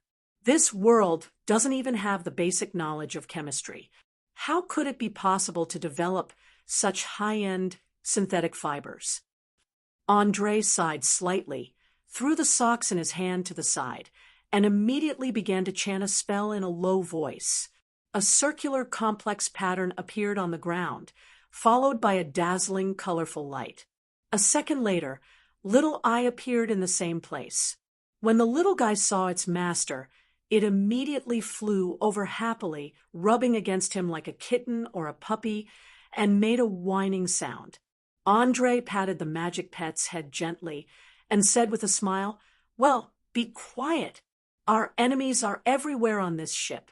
Now we have to think of a way to take them all down. Otherwise, if more people die, it will definitely attract attention." And then, before he finished speaking, there was a sudden knock on the kitchen door, followed by an impatient voice shouting from outside. "Hey, George, what are you muttering about? Hurry up and cook. We're starving to death." This shout scared Andre quite a bit. Fortunately, his mental fortitude was strong enough, and he didn't make any sound. However, dragging it out was obviously not a solution. He rolled his eyes and instantly thought of a way. He quickly imitated Fatty's voice and replied, "Wait for another half an hour. Can't you see that I'm busy? When it's done, I'll put it at the door. You can come and get it later." Perhaps it was because they were separated by a door, or perhaps the pirate outside had too much to drink, but he didn't hear anything strange. He just cursed a few times and quickly left. Hearing the footsteps getting farther and farther away, Andre finally breathed a sigh of relief. Phew, finally fooled them. Now it's time to give these guys something fierce. I hope they can eat to their heart's content. He. There was no doubt that he wanted to poison these pirates. As no one knew that the chef had changed, it was the best opportunity. As long as the pirates were not vigilant and ate the highly poisonous aconite juice, it wouldn't take long for them to fall to the ground and die or go into shock. At that time, except for a few people with strong physical fitness, the rest of the people on the ship would be lambs waiting to be slaughtered. It had to be said that this plan was very insidious, but considering that they were dealing with a group of evil pirates, Andre didn't have too much psychological burden. Let's do it. For years of hard living allowed him to learn many skills, and cooking was one of them. Before he crossed over, he was a culinary enthusiast. He had always believed that the most important thing in life is to eat. If you have to make do with this, then you might as well die as his life motto. Therefore, his cooking skills were very good. Unfortunately, there weren't enough seasonings in this world, so he gradually lost interest in cooking. Most of the time, he would make do with whatever he could, as long as he didn't starve. Fortunately, he hadn't forgotten his basic skills. It didn't take him too much effort to return to his old profession. It only took him a few minutes to clean the bacon and cut it into small pieces. Then he scooped a spoonful of fat and threw it into the pot. He added a few cloves of garlic and stir-fried them together. Following that, he added a handful of soybeans. After stir-frying until it was about 40% done, he added in the dried mushrooms and water. In the era of wooden sailing ships, sailing was a very difficult thing. The crew basically ate bread that was moldy or had been bitten by rats. The food was limited to a few that could be preserved for a long time. Therefore, Andre couldn't find many ingredients. He could only hope that the taste of the pirates wasn't too high. Taking advantage of the stewing time, he poured out the hard bread from the bag, dipped it in water, and fried it in another pot. Finally, he added a little salt to the soup, and a sumptuous meal was ready. Of course, before he took it out, he also poured all the poison he had on him into the soup pot. According to the calculation, it was enough to put in a few hundred people. As long as they drank a mouthful, they wouldn't be able to survive. After doing all this, Andre carefully opened the door and looked around. After confirming that there was no one around, he put the soup pot and the basket of fried bread at the door. He silently waited for the guy from before to come back and get the food. Perhaps the pirates were really hungry. Not long after, footsteps could be heard outside the door, followed by an impatient voice shouting, "Aha! Today's lunch is really delicious. George, I take back what I said before about the food being bad. You are a good cook. Goodbye." After saying that, he picked up the soup pot and walked towards the deck. The sound of his footsteps quickly disappeared. At this moment, Andre secretly prayed that this guy wouldn't die on the way. He just heard him drink a big mouthful at the door. If there was no accident, he would enter a state of shock in a few minutes. It couldn't be helped. The toxicity of the aconite was so terrifying. Moreover, the dosage was so high, it would be a problem if he didn't die quickly. The anxious wait was quite unbearable. Every minute was a kind of torture. The only thing he could do now was to stare at the information on his retina. He wanted to see when the first experience of being poisoned would appear. Poison entered the target's body. Physical quality appraisal failed. Target poisoned. Inflicted 3 poison damage to the pirates. Inflicted 2 poison damage to the pirates. Inflicted 4 poison damage to the pirates. Inflicted 6 poison damage to the pirates. Target unconscious. Target unconscious. Target unconscious.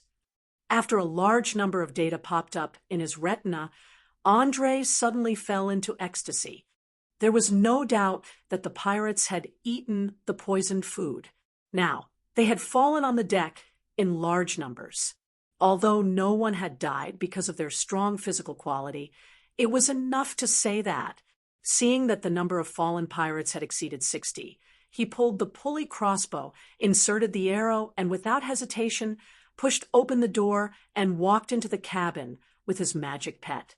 Unlike the hustle and bustle just now, the whole ship suddenly became completely quiet. The guys who were sleeping in the hammocks were also gone. Only the occasional painful groan from above could be heard. Obviously, the plan was going very smoothly. The number of poisoned people was much more than expected. It seemed that more than 70% of the pirates could be eliminated without any effort. At the thought of the large amount of experience that would soon enter his account, Andre suddenly became excited. He trotted all the way through the crew's rest area and quickly came to the deck. The situation was similar to what Shien had expected. The spacious deck was densely packed with unconscious pirates. Only 5 or 6 of them, who seemed to be the leaders, still maintained a weak consciousness. They were struggling to crawl forward slowly. Chapter 74. More than a dozen young women who were trapped on the mast obviously did not eat the poisoned food. They were all scared and curled up into a ball, staring at this strange scene. Perhaps because they had been tortured for too long, even when they saw the boy, they did not shout or ask for help. They just lowered their heads and silently watched the development of the situation. Andre did not have time to care about these poor women.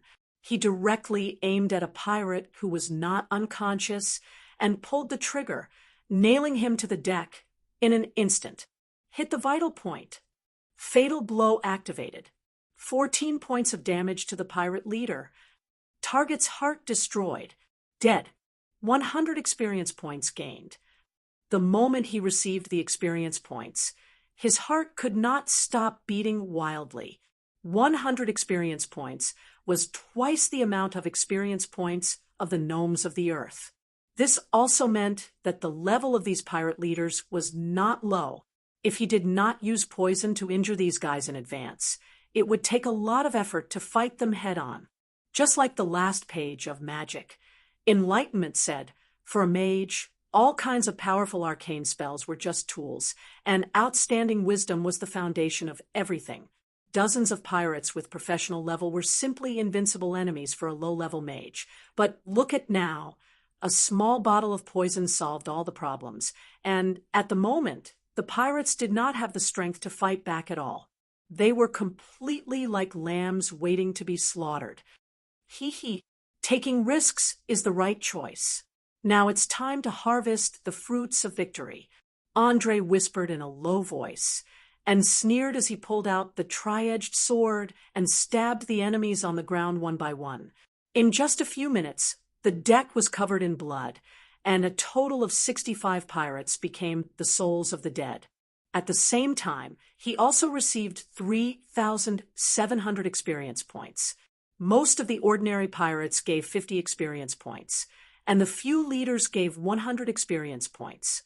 The undistributed experience points suddenly increased to 5,450, which satisfied the need to level up.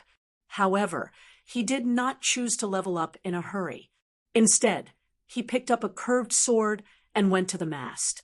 He cut the ropes tied to the young women and said in a low voice, "Don't be afraid. I'm here to save you. Quickly put on some clothes and find a place to hide. There may be a very fierce battle here in a while. Save us. Really? Finally, we can leave this terrible place." Woo, woo, woo, woo, woo. A girl who looked to be only 17 or 18 years old and had small freckles on her face couldn't help but cry. She had endured too much humiliation and torture. She couldn't believe that she had survived. As soon as she cried, the other women immediately followed suit. For a moment, the entire deck was filled with sobbing sounds. Fortunately, they didn't cry out loud. Otherwise, the remaining pirates would have noticed.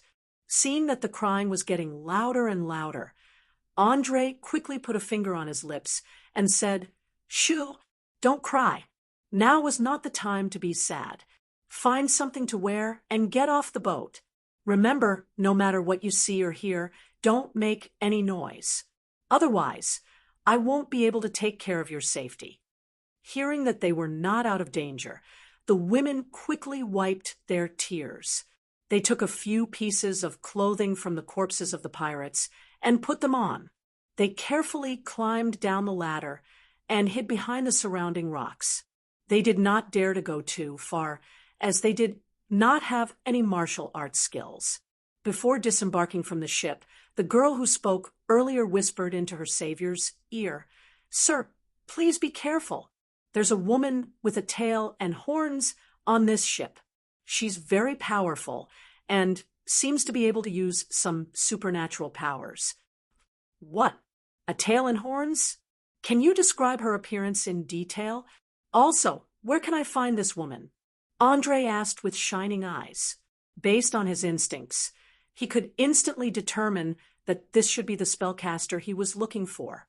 The tail and horns meant that she had a non-human bloodline. For example, she came from the abyss, a demon that symbolized evil and chaos. Similarly, she was one of the enemies of demons, a devil that symbolized order and evil from hell. The last possibility was that she was a bloodline born from the union of a dragon and a mortal. The scientific name of the first was Teflon, the second was Tieflin, and the third was Draconian or Dragon bloodline. No matter which one it was, it meant great power. As long as the power hidden in their body was activated, they would immediately obtain some spell-like abilities. Even if they were not a spellcaster, they would be able to use them at will. Of course, there were pros and cons. While these guys enjoyed great power, they were also affected by the nature that flowed through their veins. Demon bloodlines were usually violent and irritable, while devil bloodlines were usually sinister and cunning. As for dragon descendants, it depended on whether they were the kind metal dragons or the evil chromatic dragons. In addition, they were also likely to be ostracized by human society. This was especially true for Teflon, who had a demon bloodline. They were always filled with the desire to destroy and destroy.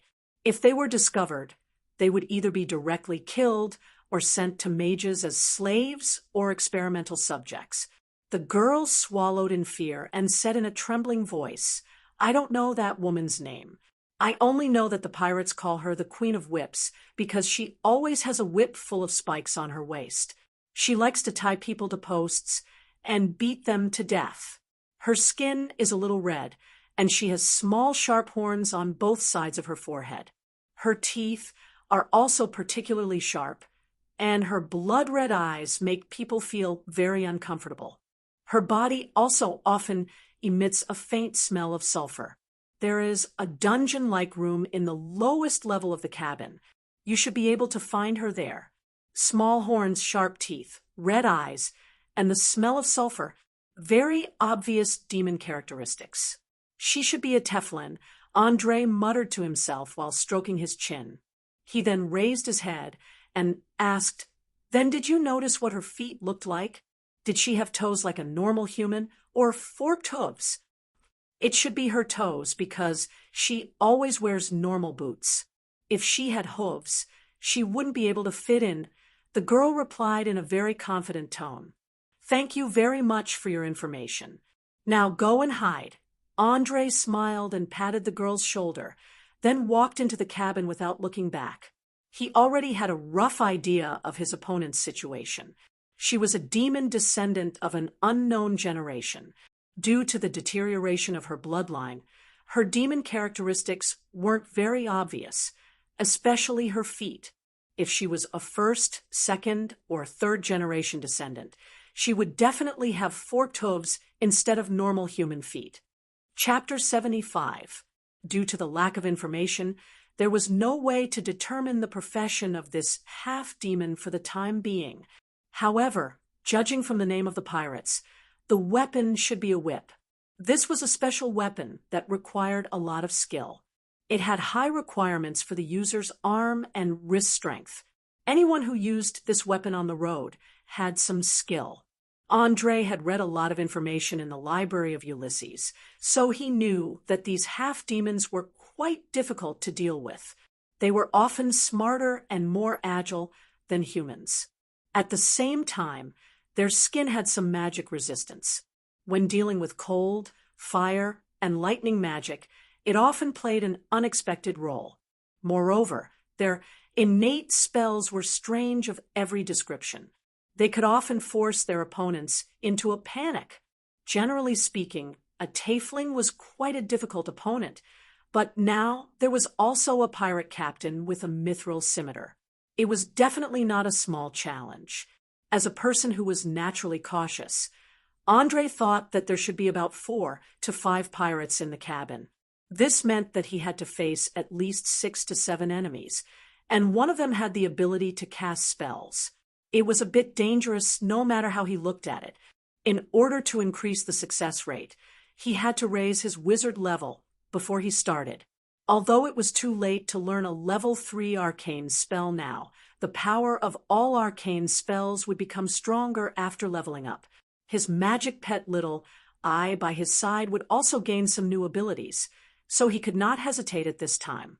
In fact, from the day he accepted this mission, Andre had already prepared himself to go all out. He did not expect to be able to kill everyone without any injuries. If the worst came to the worst, he would exchange injuries for lives. Anyway, as long as he could return to Linton City alive, any injuries could be healed with magic. At most, he would just have to spend some money. It had to be said that the upper class of Orire lived like a paradise. As long as you had money, there was almost no illness that couldn't be cured. Compared to the rich people on Earth who died of terminal diseases, it was 100 times better. Hiding in the corner of the cabin, Andre did not hesitate to open the system to upgrade himself. Are you sure you want to allocate 4,000 EXP to the wizard profession? Yes, your wizard level has increased to level 5. You have received 1 ability point. Your magic pet has increased to level 5.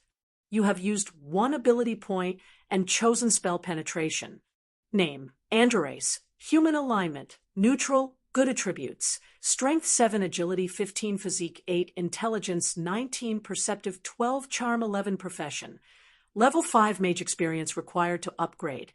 10,000/17,000 number of memorizable arcana techniques. Level 0 for level 1. For level 2, 3+1 effective mage badge. Level 3, 2 currently mastered arcana techniques.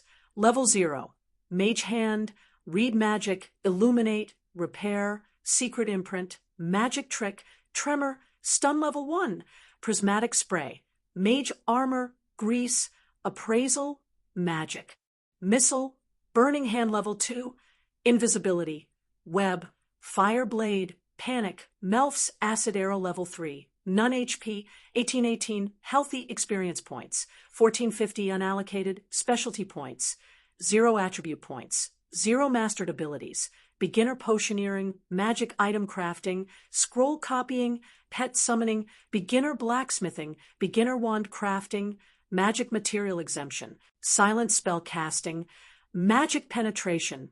Your magic can penetrate resistant skin and cause additional damage. Magic pet information name: Small Eyes race, Pearl Eye magic creature. Alignment, neutral evil profession. Magic pet level 5. This creature's level increases as the master's level increases. Strength 7, agility 17, physique 9, intelligence 6, perceptive 10, charm 12 HP 22/22. Healthy special ability, cold ray 24 shots per day. Immune to charm spells, natural magic resistance, flying mastered abilities. Alertness, flexible movement, more flexible, harder to hit, able to counterattack while dodging, after a total of 4,000 experience points. Were absorbed, a powerful magic power was emitted from his body, and Small Eyes suddenly became bigger. The most important thing was that it had obtained the ability Magic Penetration, which could finally ignore some of the magic resistance produced by Taffrin's skin. Waving his fist, Andre took a deep breath, picked up the pulley crossbow, and walked straight forward. Now that things had developed to this point, there was no need for him to hide anymore. He just had to stand out openly. Anyway, the remaining enemies would inevitably gather together, so a sneak attack wouldn't have much effect. Passing through the long and narrow cabin, it took almost no effort to see the captain's room at the end. It was a rather gorgeous door, with a brass rudder inlaid on it. 2 bearded pirates were guarding the door. As soon as they saw a stranger approaching, they immediately pulled out their weapons and shouted, "Stop! Who are you? Why are you here? Boy, you better be honest. Otherwise, I'll cut off your head." "Cut off my head? Sorry, I don't think you can do it." After a teasing sentence, Andre did not hesitate to order the magic pet to attack. Small Eyes fiercely shot out a frost ray, instantly hitting a pirate, covering him with a layer of frost. Taking advantage of the opponent's slow movement, he directly pulled the trigger, and a thick arrow went through the pirate's throat, killing him first. Hit the vital point. Fatal blow activated. 20 points of damage to the pirate leader. Target's throat is torn, unable to breathe. Dead. Gained 70 EXP. Seeing that his companion was easily killed, the other pirate immediately realized that the situation was not good. He turned and ran in the direction of the captain's room. But no matter how fast he ran, he couldn't be faster than the frost ray. Before he ran 3 meters, he was frozen in place. At this time, not to mention running, he couldn't even move. Andre, who stood in place, was not in a hurry. He pulled the bowstring, loaded the arrow, aimed, and shot. As an arrow pierced through the air, it directly penetrated the pirate's head, and another 70 EXP entered his account. with the help of Small Eyes Frost Ray. He successfully took care of the two guards, but at the same time, he also alarmed the people inside. After only a few seconds, two men and a woman rushed out of the captain's cabin. One of the men was about 40 years old, more than 2 meters tall, wearing a gray leather armor, and looked very fierce. He looked like either the first mate or the bosun. Chapter 76. The other man was about 30 years old. He had short brown hair and a terrifying scar on his face. Coupled with the silver scimitar in his hand, there was no doubt that he was the captain that Chloe had mentioned. He was wearing a light inlaid leather armor that pirates liked the most. His eyes were filled with tyranny, and his messy beard and hair showed that he hadn't bathed for at least a month.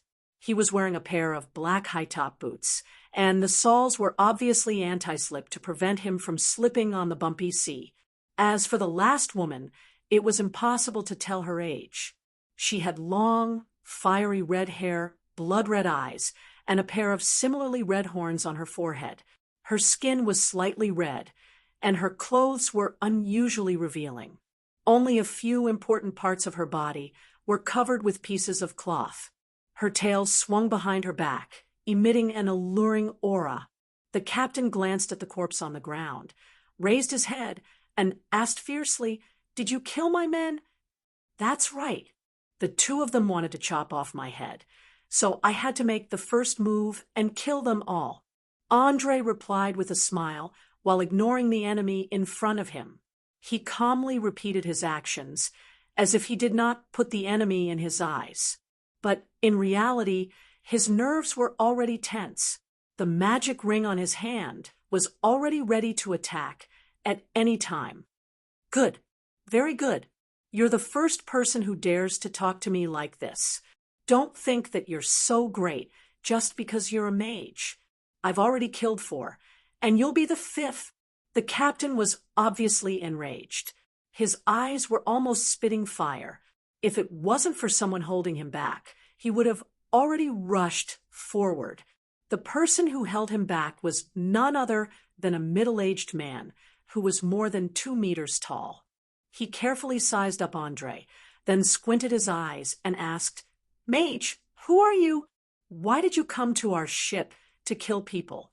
Who hired you?" This guy had a calmness that did not match his ferocious appearance. Not only was he not angered, he even used a series of questions to calm his captain's emotions. Andre couldn't help but let out a sigh of relief. His initial plan was to infuriate the other party and lure one of them to initiate an attack. Then he would eliminate one of them at lightning speed. This way, it wouldn't be a problem even if the other two came at him together. Unfortunately, the burly man seemed to have seen through his intentions, so all his plans went up in smoke. The woman with the demon bloodline gently swung her tail behind her, and a red light flashed in her eyes. She then let out a coquettish laugh. "Ha ha ha ha! Little brother, come quickly and let big sister love you. I like youths like you who are full of wisdom. Oh, just thinking about it makes me feel hot all over."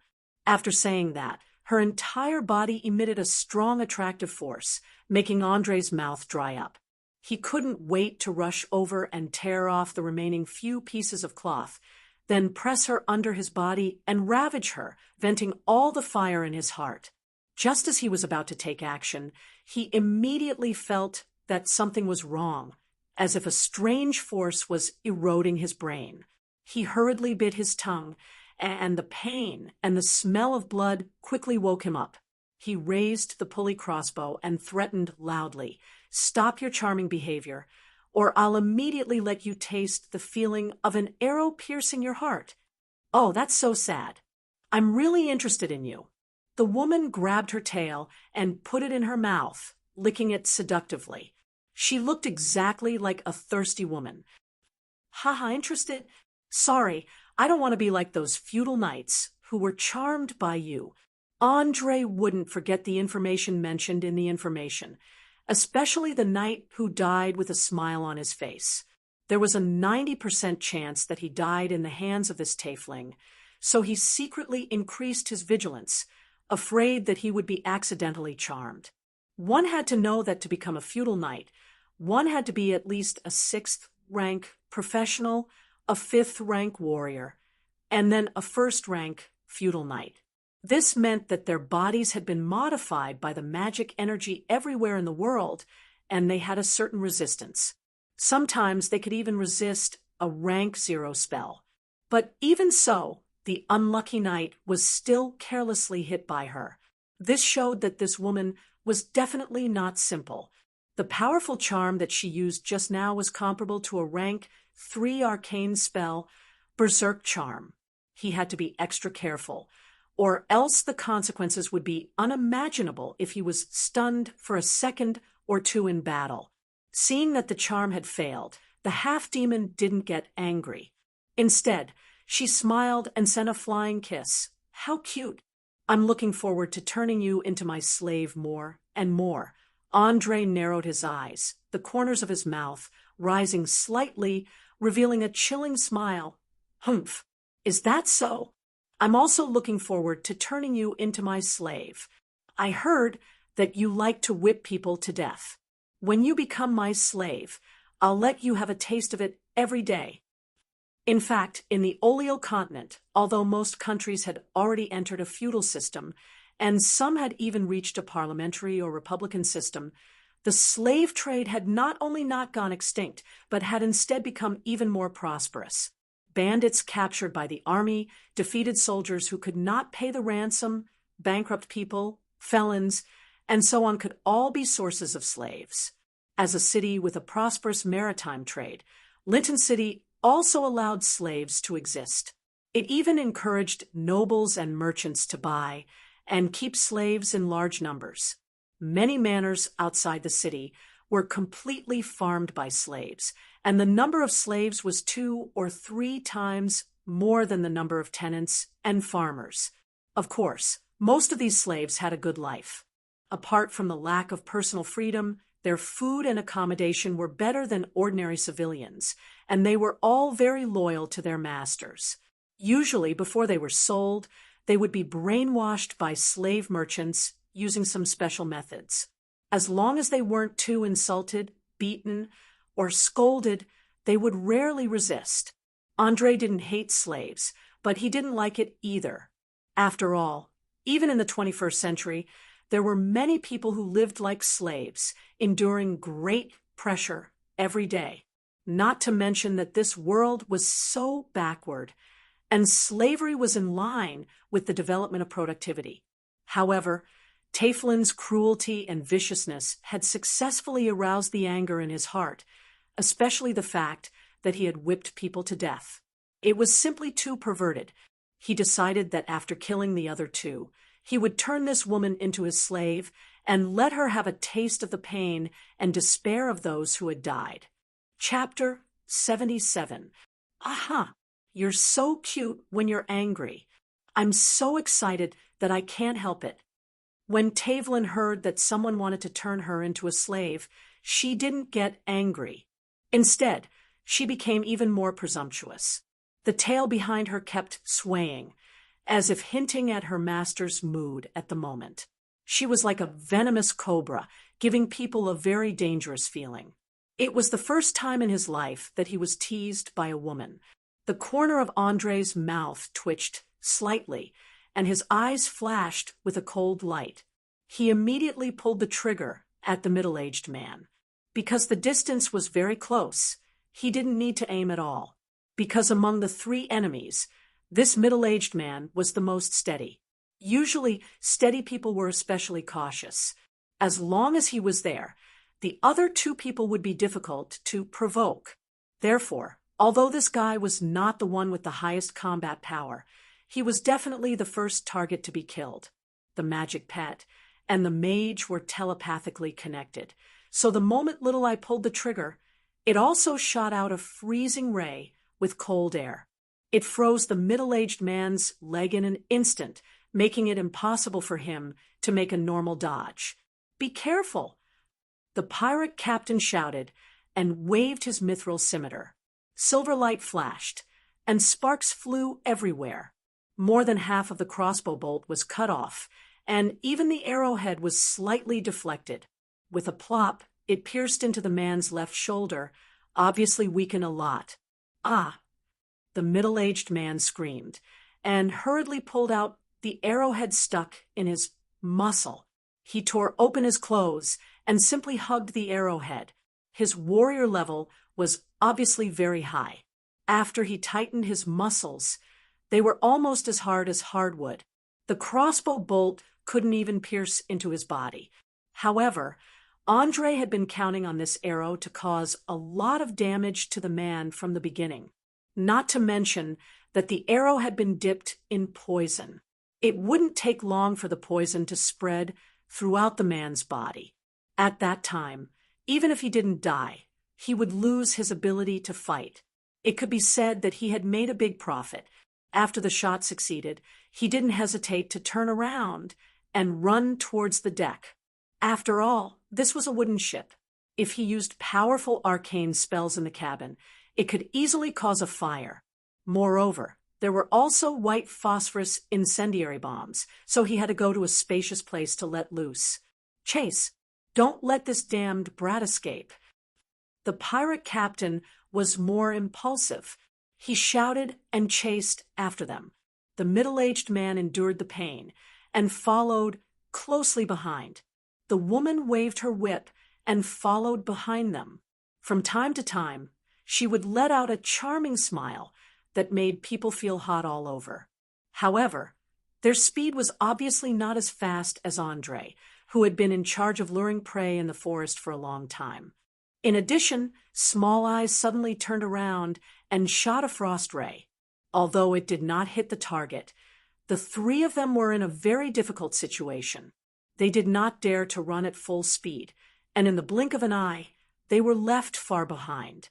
Although Andre's physique wasn't satisfactory, resulting in his poor endurance, his 15 points of agility gave him extraordinary reaction speed and explosive power. Relying on this point, he won himself a few seconds to prepare. Taking advantage of the fact that the enemy hadn't caught up, he jumped to the ground and quietly placed 2 Molotov cocktails on the ground. In a short span of 2 seconds, he created a simple fire trap. As the light in the cave was rather dim, 1 or 2 extra cocktails on the ground could not be seen at all.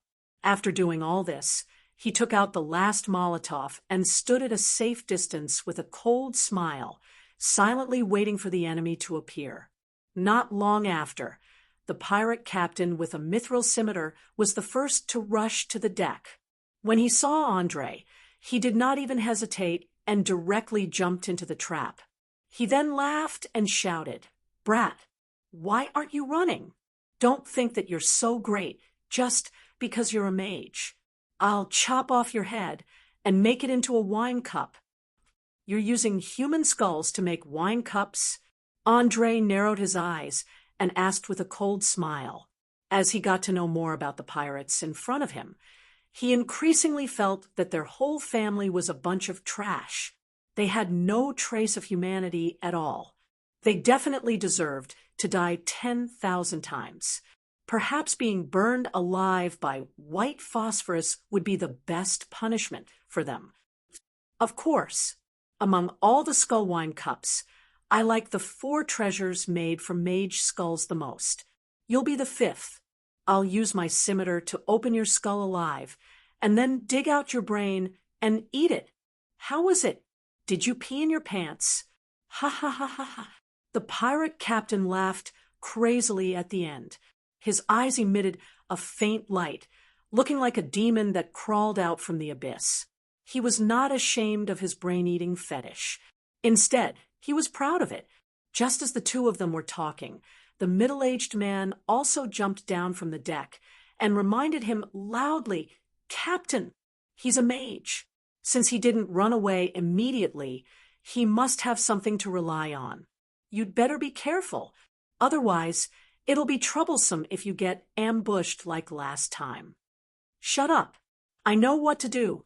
No matter what, I can't let this brat escape today. I'm going to eat his brain." After shouting, the captain licked his lips excitedly. The ugly scar on his face was especially ugly. In fact, the reason he could kill the mage was because of that sharp mithril scimitar. Otherwise, when a normal weapon came into contact with a mage's armor, a portion of its power would be instantly dissipated by an invisible force field, so it would be difficult to really cause fatal damage. However, a mithril weapon was different. This thing was light and sharp. Moreover, it could absorb and conduct magic energy, so it could easily tear through defenses. Unless it was a defensive spell of level 4 or above, it would not have any effect at all. Andre originally wanted to wait for the woman to jump down before activating the trap. However, it seemed that the other party had no intention of getting off the ship. Therefore, he smiled and immediately unscrewed the cap of the bottle. The blazing fire glue was ignited when it came into contact with the air, and he immediately threw it out. The glass bottle that was ignited flew in an arc and smashed into the rock above them. The mixture of white phosphorus and black gunpowder was ignited in an instant and then sprinkled on the middle-aged man and the pirate captain. The two of them began to extinguish the flames on their bodies. At the same time, the corks of the other 2 Molotov cocktails on the ground were also ignited. With 2 loud bangs, they exploded into pieces, turning the area within a radius of a few meters into a purgatory. Ah! Damn it! Damn it! Damn it! This fire can't be extinguished. The 2 people who were covered in white phosphorus desperately patted, trying to extinguish the flames on their bodies. However, they found that there was no effect at all. Moreover, the flames continued to seep into their skin. The intense pain was simply unbearable. What was more terrifying was that the glass shards pierced into their flesh along with the explosion. Chapter 78. Just as they were about to jump into the water, Andre raised his finger and pointed lightly. A thick layer of magic grease instantly appeared on the ground. The middle-aged man and the pirate captain didn't pay attention and fell to the ground with a plop. Their bodies were immediately covered with more white phosphorus powder. In order not to attract the attention of the female Taflin on the deck, he specifically used the ability to cast spells silently. When he was preparing, he used a level 2 spell slot to memorize the level 1 arcane spell, Grease. In an instant, he turned the situation of the battlefield around. Then he aimed at the pirate captain and shot a highly poisonous arrow. The temperature of the white phosphorus was more than 1,000 degrees, and it could burn through the skin to the bones. The intense poisonous gas produced was extremely harmful to the eyes and respiratory system. Even if the 2 guys in front of him didn't burn to death, they would definitely lose their ability to fight. Glancing at the 2 struggling in the flames, Andre raised his head and asked the woman standing on the deck in a cold tone, "Are you going to stand there and watch your companions burn to death? Don't you want to come down and save them?" "Hee, my dear little brother, I don't want to be burned to death by your evil alchemy item," the half-demon replied with lingering fear, although she still maintained a smile at this moment. Even a fool could see that the smile was quite forced, especially the fear in her eyes. It was obvious that she was scared to death. "It seems that you are the most cunning and cautious of the 3, but it doesn't matter, since you don't care about their lives, then I won't be polite." After saying that, Andre pulled the bowstring of the pulley crossbow, took out a poisonous arrow from the quiver behind him, and put it into the groove. He aimed at the half-dead pirate captain and pulled the trigger without hesitation. With a whoosh, the sharp arrow accurately pierced into the enemy's body. Target hit. Dealt 13 damage to the pirate captain. Poisoned into the target's body. Physical quality appraisal. Failed. Target successfully poisoned. Dealt 1 poison damage to the pirate captain. He didn't die? Andre couldn't help but be taken aback. This was the first time he had met someone who hadn't died after being hit by a crossbow. What was even more frightening was that the other party was already on the verge of death from the phosphorus fire. If they were to fight head-on, he wouldn't be a match at all. Arcane magic was powerful, but high-ranked warriors were not to be trifled with. The pirate captain in front of him was at least rank 8. Usually, a person with such strength would be a famous knight captain or the leader of a force. Why would he come to Linton City to become a pirate? It was like a person who could have been the CEO of a listed company, but instead chose to be a thief on the streets. Obviously, there must be some secret hidden here. At the same time, it also meant that he was involved in a huge conspiracy. However, there was no turning back. At this point, there was no turning back. Hence, Andre made a prompt decision.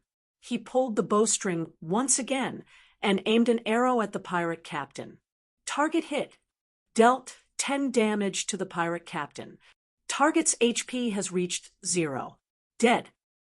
Obtained 1,500 experience points. The large amount of experience points allowed him to confirm his judgment. He immediately shot another arrow at the middle-aged man, obtaining another 800 experience points. There was no doubt that the other party's profession level was quite high, based on the fact that the stronger the enemy killed, the higher the experience points gained. The captain's profession level should be around rank 10, and the guy who was either the first mate or the bosun should be around rank 7 or 8. If not for the white phosphorus incendiary bombs, he would have used up all his arcane spells and magic scrolls. He might even have been injured. After all, the mithril scimitar was too sharp. The flame protective robe and mage armor he was wearing wouldn't be able to defend against it. After the 2 high-ranked warriors who should have been very difficult to deal with were killed by the traps set up at the last minute, the battle finally changed from a 1v3 to a 1v1. Andre even had a magic pet that could provide long-range support at any time, the Eye of the Sphere. It could be said that not only did he resolve the situation of being ganged up on, but he also gained a slight advantage. Just as the book said, for mages, wisdom was always the most important.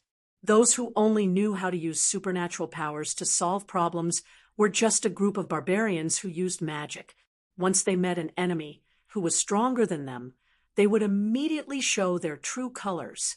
However, mages who truly used wisdom were different.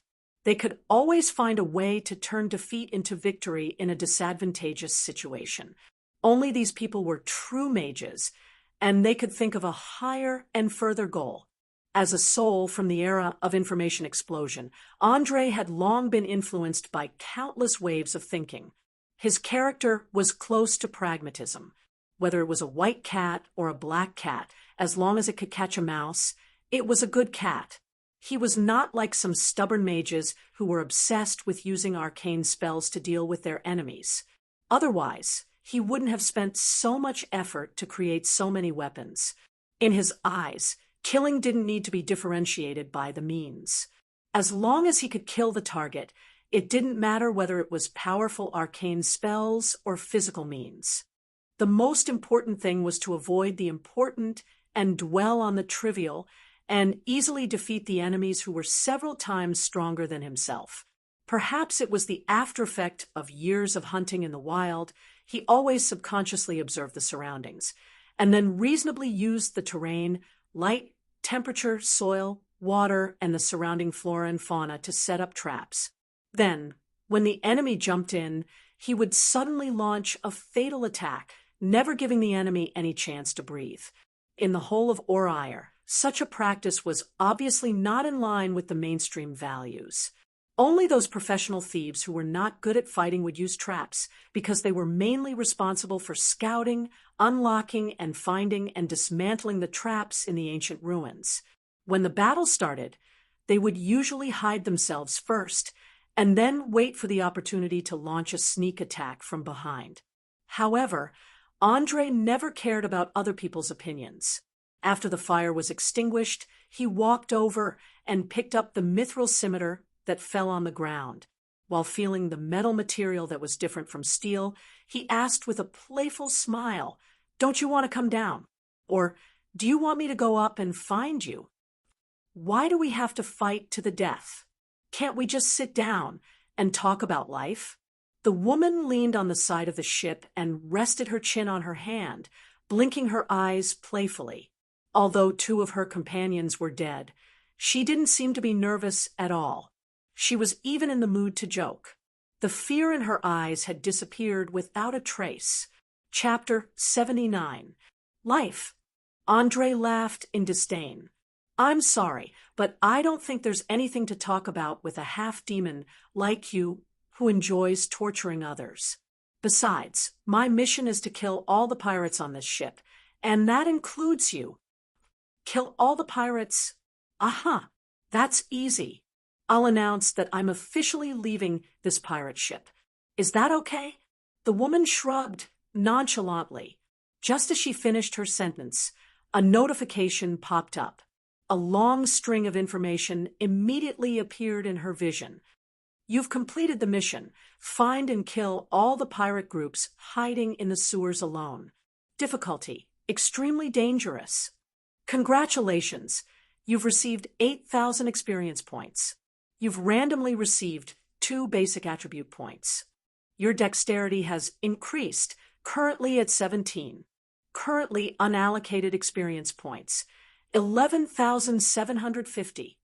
Andre never thought that the mission would be completed in such a way. It was simply unbelievable. A total of more than 10,000 unallocated experience points was enough for him to reach level 6 as a sorcerer. At the same time, the remaining experience points were enough for him to squander for a week. This adventure was really worth it. Of course, the danger wasn't small either.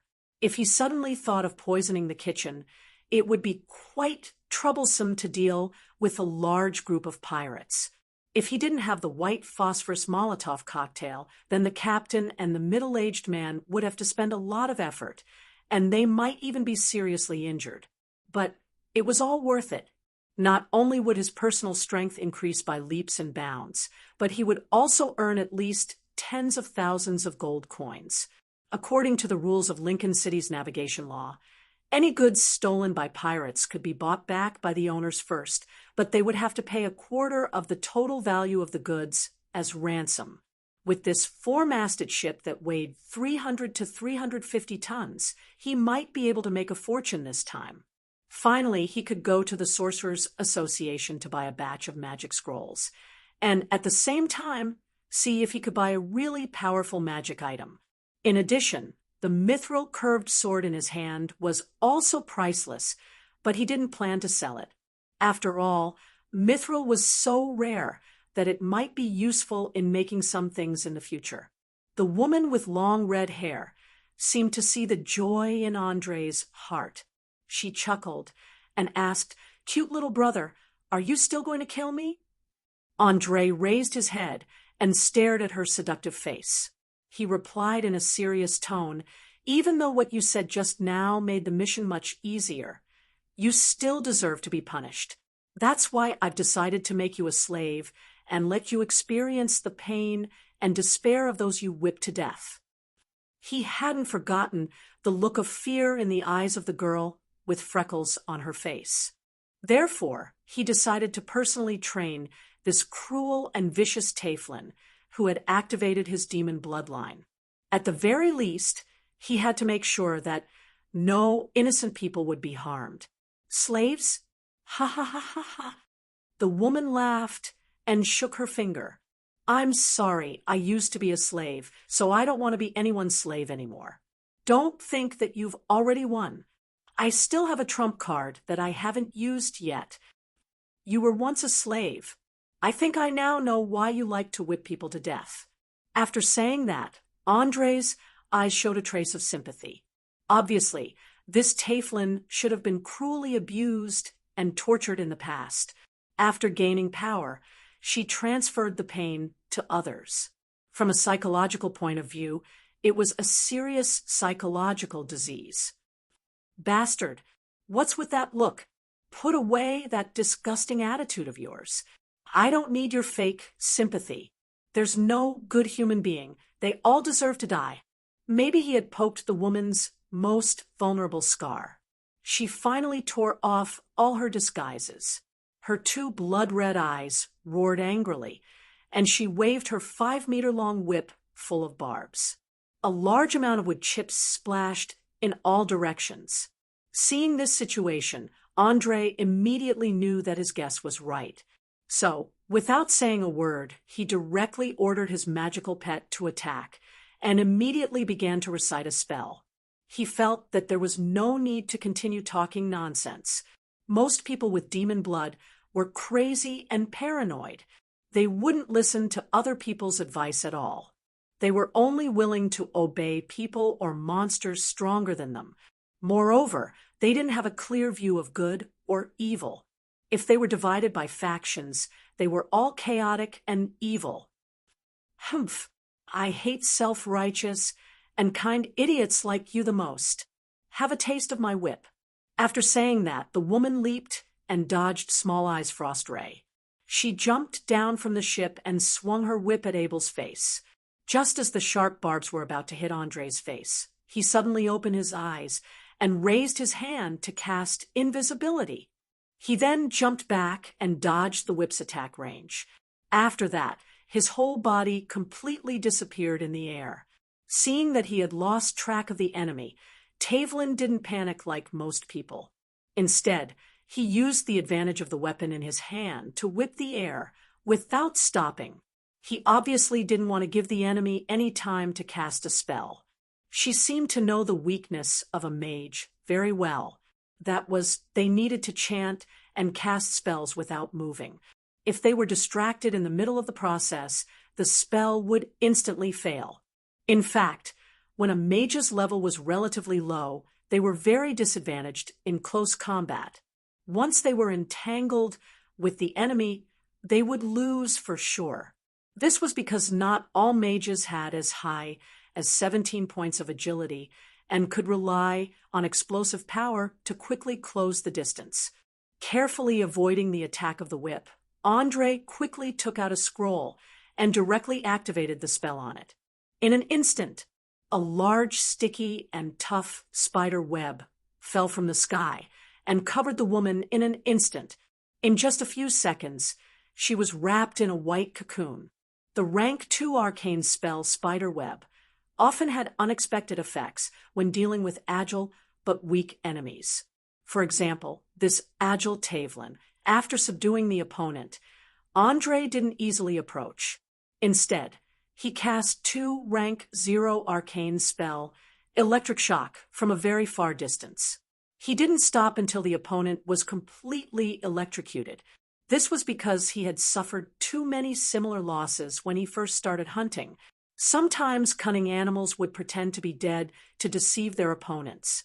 At this time, if he carelessly approached, they would immediately bite back. But later, when he discovered that the system could determine the status of the target, he was no longer fooled. He would patiently wait for the information on his retina that the prey was dead or unconscious before approaching. Chapter 80. Andre's vision clearly indicated that the enemy had fallen into a coma, so he stopped attacking. He took out a bundle of rope from his backpack and prepared to tie the captive up and bring her back to Lincoln City. He wanted to teach her a good lesson and let her reestablish her correct outlook on life and values. Although this woman's hands were probably stained with the blood of innocent people, it was caused by her painful past. As a person who strictly adhered to the bottom line of morality, Andre felt that he should give her a chance to correct herself. Unless she was an evil bastard, he would not kill a captive so easily, let alone such a beautiful captive. Men would always subconsciously show mercy to beautiful women. This was the result of education, and it was also the nature of their genes. Perhaps if it was an old and ugly man, he would have already been killed and exchanged for experience points. Tavelin, who had fallen into a coma, was very quiet. She looked like most beautiful women who had fallen asleep. She was serene and beautiful, especially after she removed the charming smile on her face. She looked much younger than before, only around 24 or 25 years old. Although she had sprayed a lot of perfume all over her body, there was still a faint smell of sulfur. Andre squatted down and pressed his hand on her neck. After confirming that there was still a pulse, he was slightly relieved. He raised his mithril scimitar and cut open the sticky and tough spider web. Just as he was about to use the rope to tie the woman's hands, a dark red flame suddenly appeared out of nowhere and instantly burned the rope to ashes. If he had not reacted quickly enough, he would not have been able to keep his hands. In order to prevent any accidents, he quickly retreated more than 10 meters, and at the same time, he let Little Eye enter a state of alert. After the dark red flame burned the rope, it kept spinning around Taflin. After only a few seconds, her body seemed to have been blown up. She grew from about 7 meters to nearly 2 meters, and a pair of huge bat wings grew out of her back. The small horns on her forehead became countless times larger, and the boots on her feet became forked hooves. Her hands also became sharp claws. Now, just from her appearance alone, she was no longer a rare half-demon, but a true demon. Judging from her appearance, she should be a succubus that was in the middle of the pack among the demons. In particular, her beautiful face and smooth and flawless skin exuded a fatal attraction all the time. Her well-proportioned body made people want to pounce on her, to caress and kiss her. Damn it! Why do I always encounter bad luck? It's like stepping in dog shit. Andre finally couldn't help but curse in a low voice. No wonder he lost his composure. Demons lived in a place called the Bottomless Abyss, which was said to be the source of evil in the entire universe. The environment there was extremely harsh, so even the weakest abyss larva could easily kill several ordinary humans. The succubus was listed as a terrifying creature with a challenge rating of 8 in a book called Monster Illustrated Handbook. This challenge rating didn't refer to a single person, but to a whole team of 4 to 6 people. In other words, everyone's profession level had to be above 8. Otherwise, it was very likely that the whole team would be wiped out. Andre's spellcasting level was only 5, and he hadn't learned any level 3 arcane spells. Level 1 or 2 spells wouldn't be able to cause fatal damage to the succubus's strong body. The only thing he was thankful for was that he still had a mithril machete in his hand, which could cause extra damage when fighting against demons. In the blink of an eye, the unconscious half-demon flapped her wings and flew up. Her 2 eyes slowly opened, shooting out 2 extremely evil rays. She then laughed and waved the whip in her hand and said, "How is it, cute little brother? My trump card isn't bad, right? You're a true demon?" Andre narrowed his eyes and asked carefully. He could feel the powerful energy in her body, and at the same time, his body began to become excited, as if it was attracted and bewitched. This was the power of a succubus. Even without using any innate ability, she could still seduce mortals and make them fall into lust and obsession, unable to extricate themselves. "Demon? Ha ha ha ha ha." The woman immediately laughed and shook her head. "No, I'm not a demon. This is just an ability contained in my blood. As long as my life is in danger, it will automatically activate. It's all thanks to you showing mercy just now, otherwise I wouldn't have the chance to use it. In order to express my gratitude, I've decided to use the whip to show you some love. Don't worry, you won't die." As soon as she finished speaking, she suddenly dove down and swung the long whip full of barbs at his face. Her speed was so fast that it was like she was a completely different person from before. Although Andre dodged with his 17 points of dexterity, he still couldn't completely avoid it. His right hand was scraped, and in an instant flesh and blood flew everywhere. A large piece of skin and a small amount of muscle were torn off, and blood flowed continuously from his fingers. It hurt. It hurt so much. He didn't know what the barbs on the whip were, but He could feel that some kind of substance was stimulating his nerves, and a burst of needle-like feeling rushed to his brain. As long as he moved his fingers, the pain would immediately be magnified dozens of times. In the blink of an eye, his whole body was soaked in sweat. Seeing Andre's battered and exhausted appearance, the woman immediately became excited. While waving the whip, she asked loudly, "How is it? Does it hurt a lot? Don't worry, the best is yet to come." The barbs on the whip are the bones of a kind of fish in the ocean. When the world is in danger, they will stand up to protect itself. It contains a special poison that can cause any creature that touches it to feel unbearable pain. As time passes, your body will become more and more sensitive. In the end, even if it's just a layer of skin, you'll feel like your intestines are being ripped apart. "Madam, I have to say that your mind is really sick. I can even imagine that you must have been hit by this whip countless times in your childhood. Otherwise, you wouldn't have become like this. Do you think you can defeat me by temporarily turning into a succubus? You're too naive." As he spoke, Andre instantly activated the magic ring on his finger. The level, one arcane spell, magic missile, drew 2 arcs and accurately hit the hand that was holding the whip. Even though the demon's muscles were very strong, blood still splattered everywhere. The whip that was waving at high speed immediately came to a halt. Without any hesitation, he immediately rushed up and swung his mithril machete. Whoosh, whoosh, whoosh. The whip was directly cut into 3 pieces, completely destroying this torturous weapon.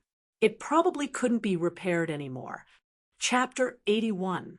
After temporarily dispelling the threat, Andre quickly let Little Eye use magic rays to harass the opponent, while he endured the pain and focused on casting spells using the shortest amount of time to complete the level, 2 arcane spell, Melf's Acid Arrow. A colorless, translucent acid with a pungent smell shot out from his palm. It accurately hit the opponent's thigh and immediately made a sizzling sound. The terrifying acid corroded a large area of delicate skin as soon as it came into contact with it. Spell penetration counteracted the demon's resistance to acid, and a large area of bloody flesh was exposed. "Ah! Wizard, I'm going to skin you." The unbearable pain made the woman unable to maintain her disguise. She let out a heart-wrenching scream and wail.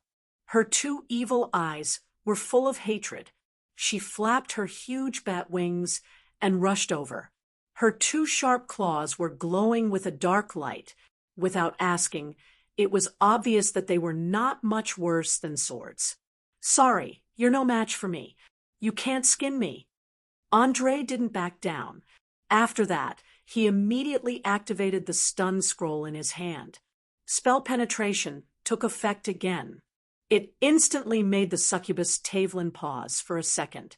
Then Little Eye's frost ray accurately hit her back.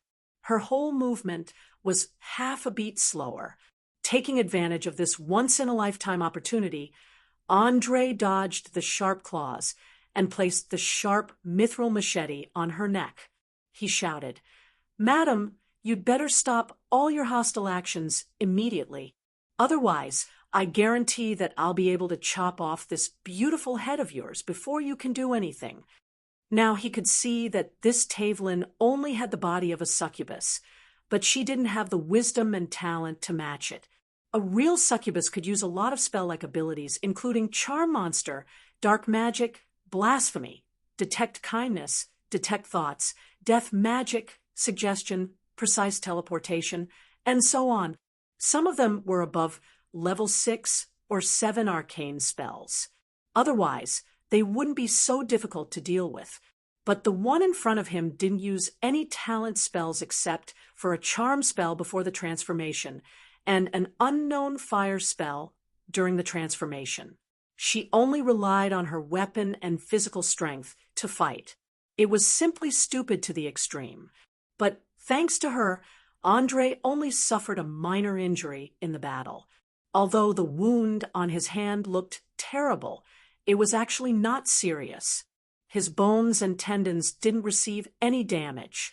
At most, it was just a heavy bruise. He should be fine after a few days of simple bandaging and resting. The only problem was that the barbs were coated with something similar to a neurotoxin. It was really unbearable. He now had the urge to chop off the whole thing. "Are you really willing to kill me?" After the woman found the machete on her neck, she instantly changed her charming face. She deliberately pushed out her plump chest, obviously intending to seduce Abel. But unfortunately, Andre's hand was in so much pain that he didn't have the mind to care about anything else. He directly cut her smooth skin with the machete and said in a cold tone, "Remove the demon state immediately. I'm not in a good mood at all, so don't try to challenge my patience." Feeling the pain from her neck, the woman immediately stopped moving. She obediently raised her hands and shouted, "Gently, you see, I'm already doing as you said. Take that damn mithril weapon away." After that, her body began to shrink rapidly. Her wings, horns, claws, and hooves quickly returned to their original state. Even the skin on her thighs that was corroded by Melf's acid arrow returned to normal. She instantly collapsed to the ground as if she hadn't eaten for a few days. She didn't even have the strength to stand up. There was no doubt that this was the price of transforming into a succubus. The body's stored fat was greatly consumed. At this moment, she was only skin and bones. There was no beauty at all. If it weren't for the fact that she was still struggling to breathe, Andre would have thought that this was a dry corpse instead of a living person. He squatted down and stared at Taflin's complicated eyes. He lowered his voice and said, "If you want to live, you'd better tell me everything you know now. Otherwise, I'll hand you over to the Mage Association. I believe you should know best what will happen if you fall into their hands." The reason why the mages on Oliel were feared by countless people was not only because of their powerful spells, but also because of their terrifying and exuberant curiosity. Why was it terrifying? Because sometimes, in order to study the function of a certain organ in the human body, they would even buy hundreds of slaves in a row and then cut open their stomachs one by one to observe the operation of the organ, completely ignoring the lives of the slaves. Unless the research was completed, there would be a continuous stream of people dying because of this. Although similar situations were rare among the mages, to some extent, most of them were very similar to the mad scientists in science fiction movies. They were obsessed with unexplainable, mysterious phenomena, especially the demon bloodline Taflin. Basically, if one fell into their hands, it would be impossible to escape death. Moreover, before death, they would be subjected to extremely cruel torture and abuse. In the end, it was very likely that they wouldn't even be able to piece together a complete corpse. It had to be known that due to the god's protection of the entire world, most demons were unable to directly come to human society from the abyss. They could only lure mortals and achieve their goals through various bloody rituals and sacrifices. Taflins were often mixed-blood children born from the union of females and demons during this process. They were very valuable to mages. The mages were like the scientists of this magical world, tirelessly solving all kinds of unknown mysteries. It was said that thousands of years ago, there was a powerful magic civilization that tried to solve the secrets of the gods. However, just as they were about to succeed, they were jointly destroyed by the gods, leaving behind a memorable legend and the largest desert on the continent. Taflin, who had completely lost his ability to move, obviously knew this. So when he heard that he would be handed over to the Mage Association, his eyes instantly showed boundless fear. He hurriedly shouted in a hoarse voice, "No, no, no, you can't do this. I swear I'll tell you everything, and I'm willing to be your slave, as long as you don't hand me over to those lunatics. I beg you, please don't do that. Otherwise, you might as well kill me right now. Chapter 82. Perhaps it was because he was too scared, or perhaps he had exhausted all his strength, but even though Taflin's expression was ferocious, his voice was very soft. If Andre hadn't been so close to him, he wouldn't have been able to hear what he was saying. It was clear that this woman was scared out of her wits. She would rather be a slave than become a mage's experimental subject. It seemed like she had similar experience, or she wouldn't have been so agitated. Seeing that the threat had taken effect, Andre didn't waste any more time and asked in a low voice, "Tell me, which force do these pirates belong to? Why are they attacking merchant ships near Lincoln City?" He was now eager to know who he had offended, so that he could have a better idea. Whether it was the pirate captain's profession rank or the expensive mithril scimitar, it was clear that the other party had a powerful background. They are the capable subordinates of the pirate king of the Sardinia Islands in the south. They came here to take revenge for the naval battle half a year ago. I also know a big secret. There is a noble in the city who is their ally. It is because of this person that the pirates have been able to succeed time and time again, but I don't know who it is. I only joined them halfway, and they don't trust me at all. The weak woman didn't dare to hide anything and directly told him everything. There was no doubt that she didn't want to fall into the hands of a crazy mage. She didn't care about anything else. The pirate king of the Sardinia Islands. Andre's face showed a trace of understanding, immediately understanding the cause and process of the whole incident. The Sardinia Islands were located south of Lincoln City. It would take 10 days to a week to travel by fast boat. Due to the complicated waters there were many reefs and whirlpools, making it a natural refuge for the pirates. There were about 100,000 people living there, including their families and slaves.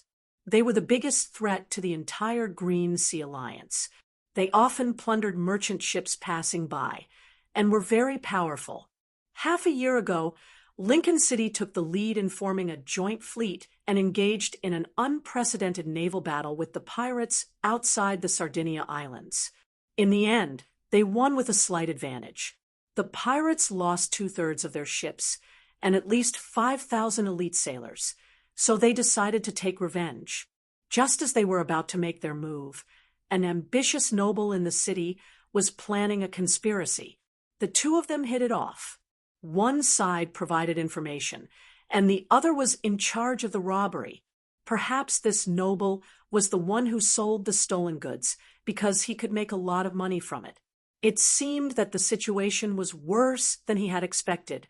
According to his original plan, as long as he silenced them, he could have guild leader Boris deal with the matter in a low-key manner.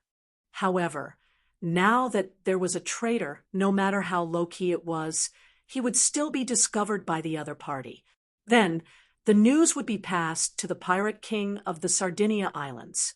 At that time, he would definitely be blacklisted.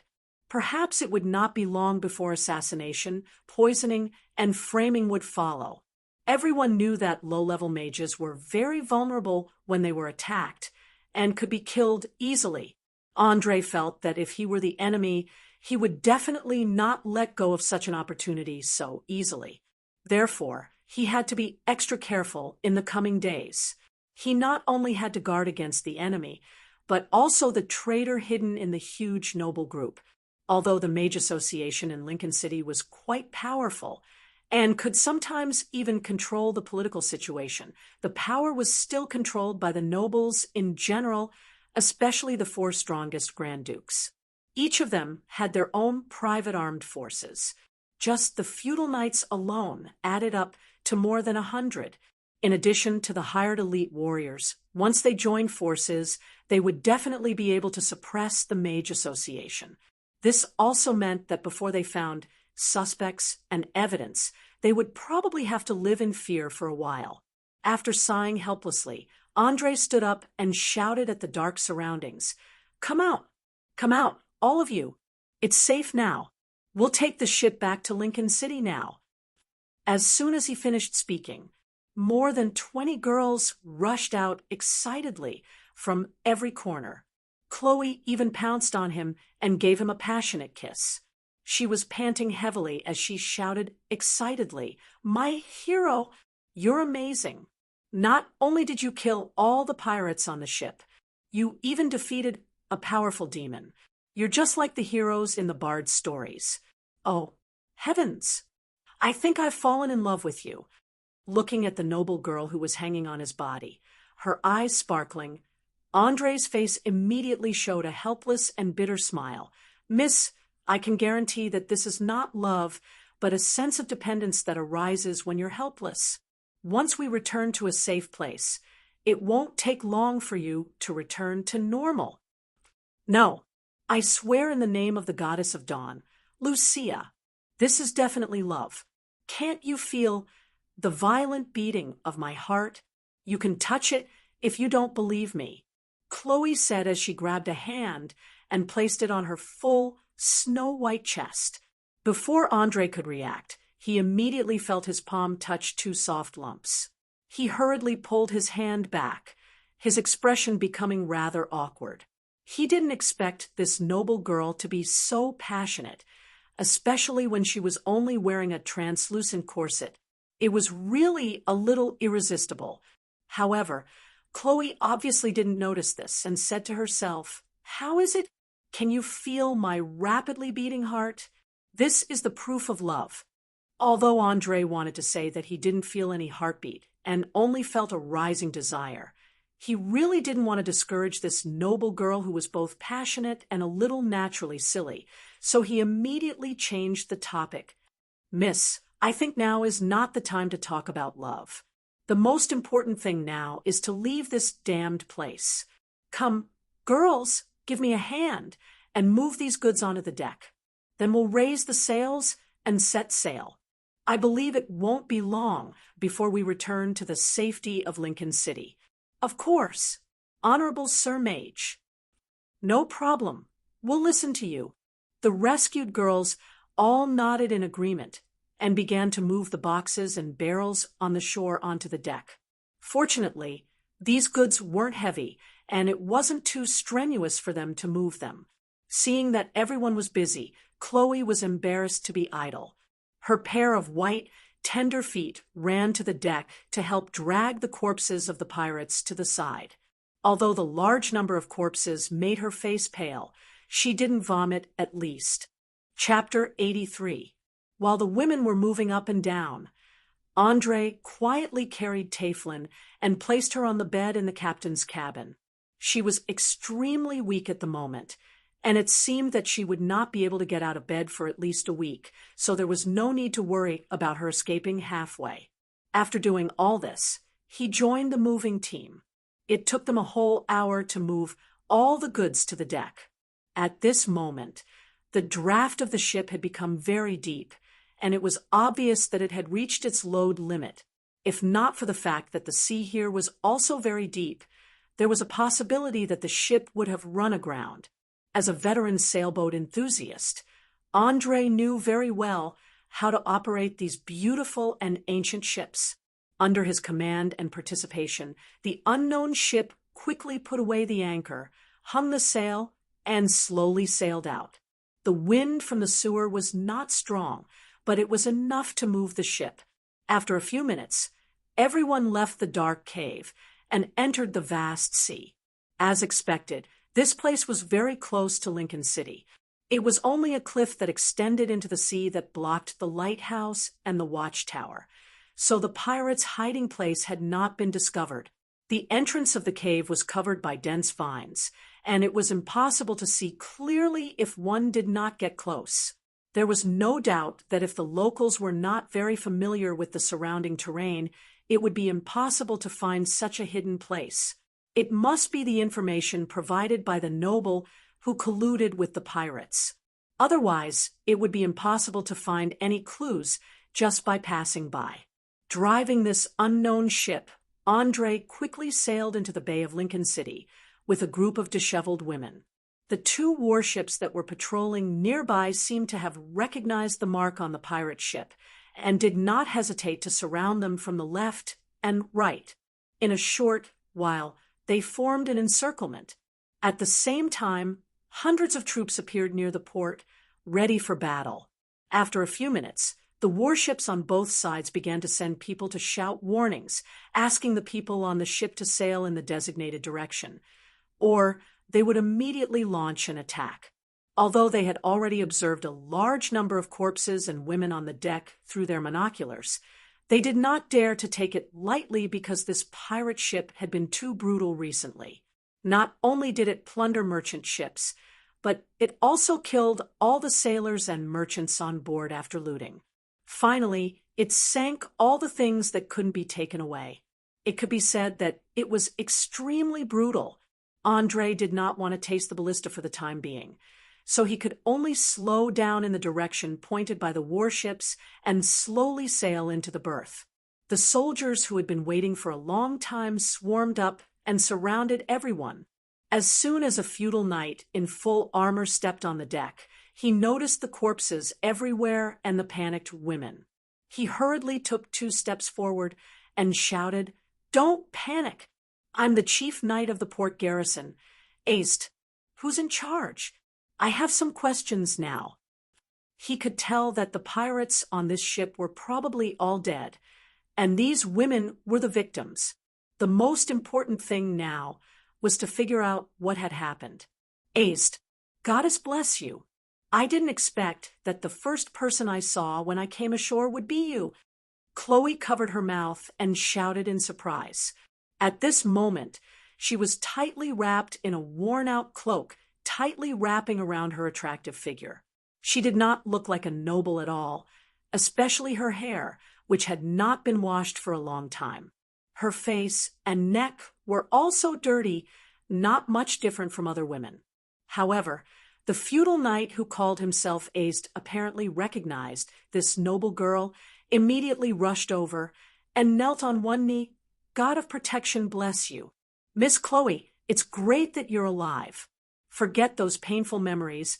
I promise to hang the corpses of these damn pirates on the wall for the seabirds to eat, cursing their souls to never be able to rest in peace." "You're wrong, knight. I don't have any painful memories, because when those filthy pigs wanted to violate me, a hero appeared and saved me. At the same time, he also saved those tortured women. He single-handedly killed all the pirates on the ship. That scene is unforgettable."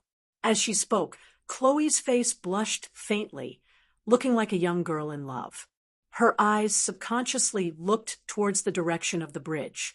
Aist originally thought that the noble girl purposely made up this story to save her face. After all, the other women on the ship had obvious signs of being violated. How could such a beautiful noble girl be spared? But after careful observation, he discovered that her forehead, neck, and cheeks still retained the characteristics of a virgin, and there were no signs of being violated. He immediately realized that all this was true and hurriedly asked, "Miss Chloe, may I ask where this hero you spoke of is now?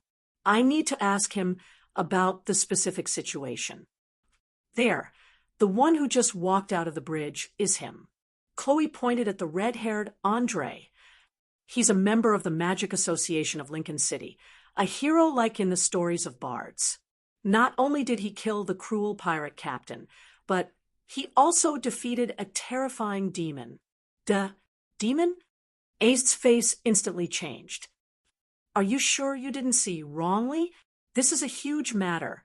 If it's true, then we have to report it to the temple immediately." Chloe nodded without hesitation. "Of course, I didn't see wrongly.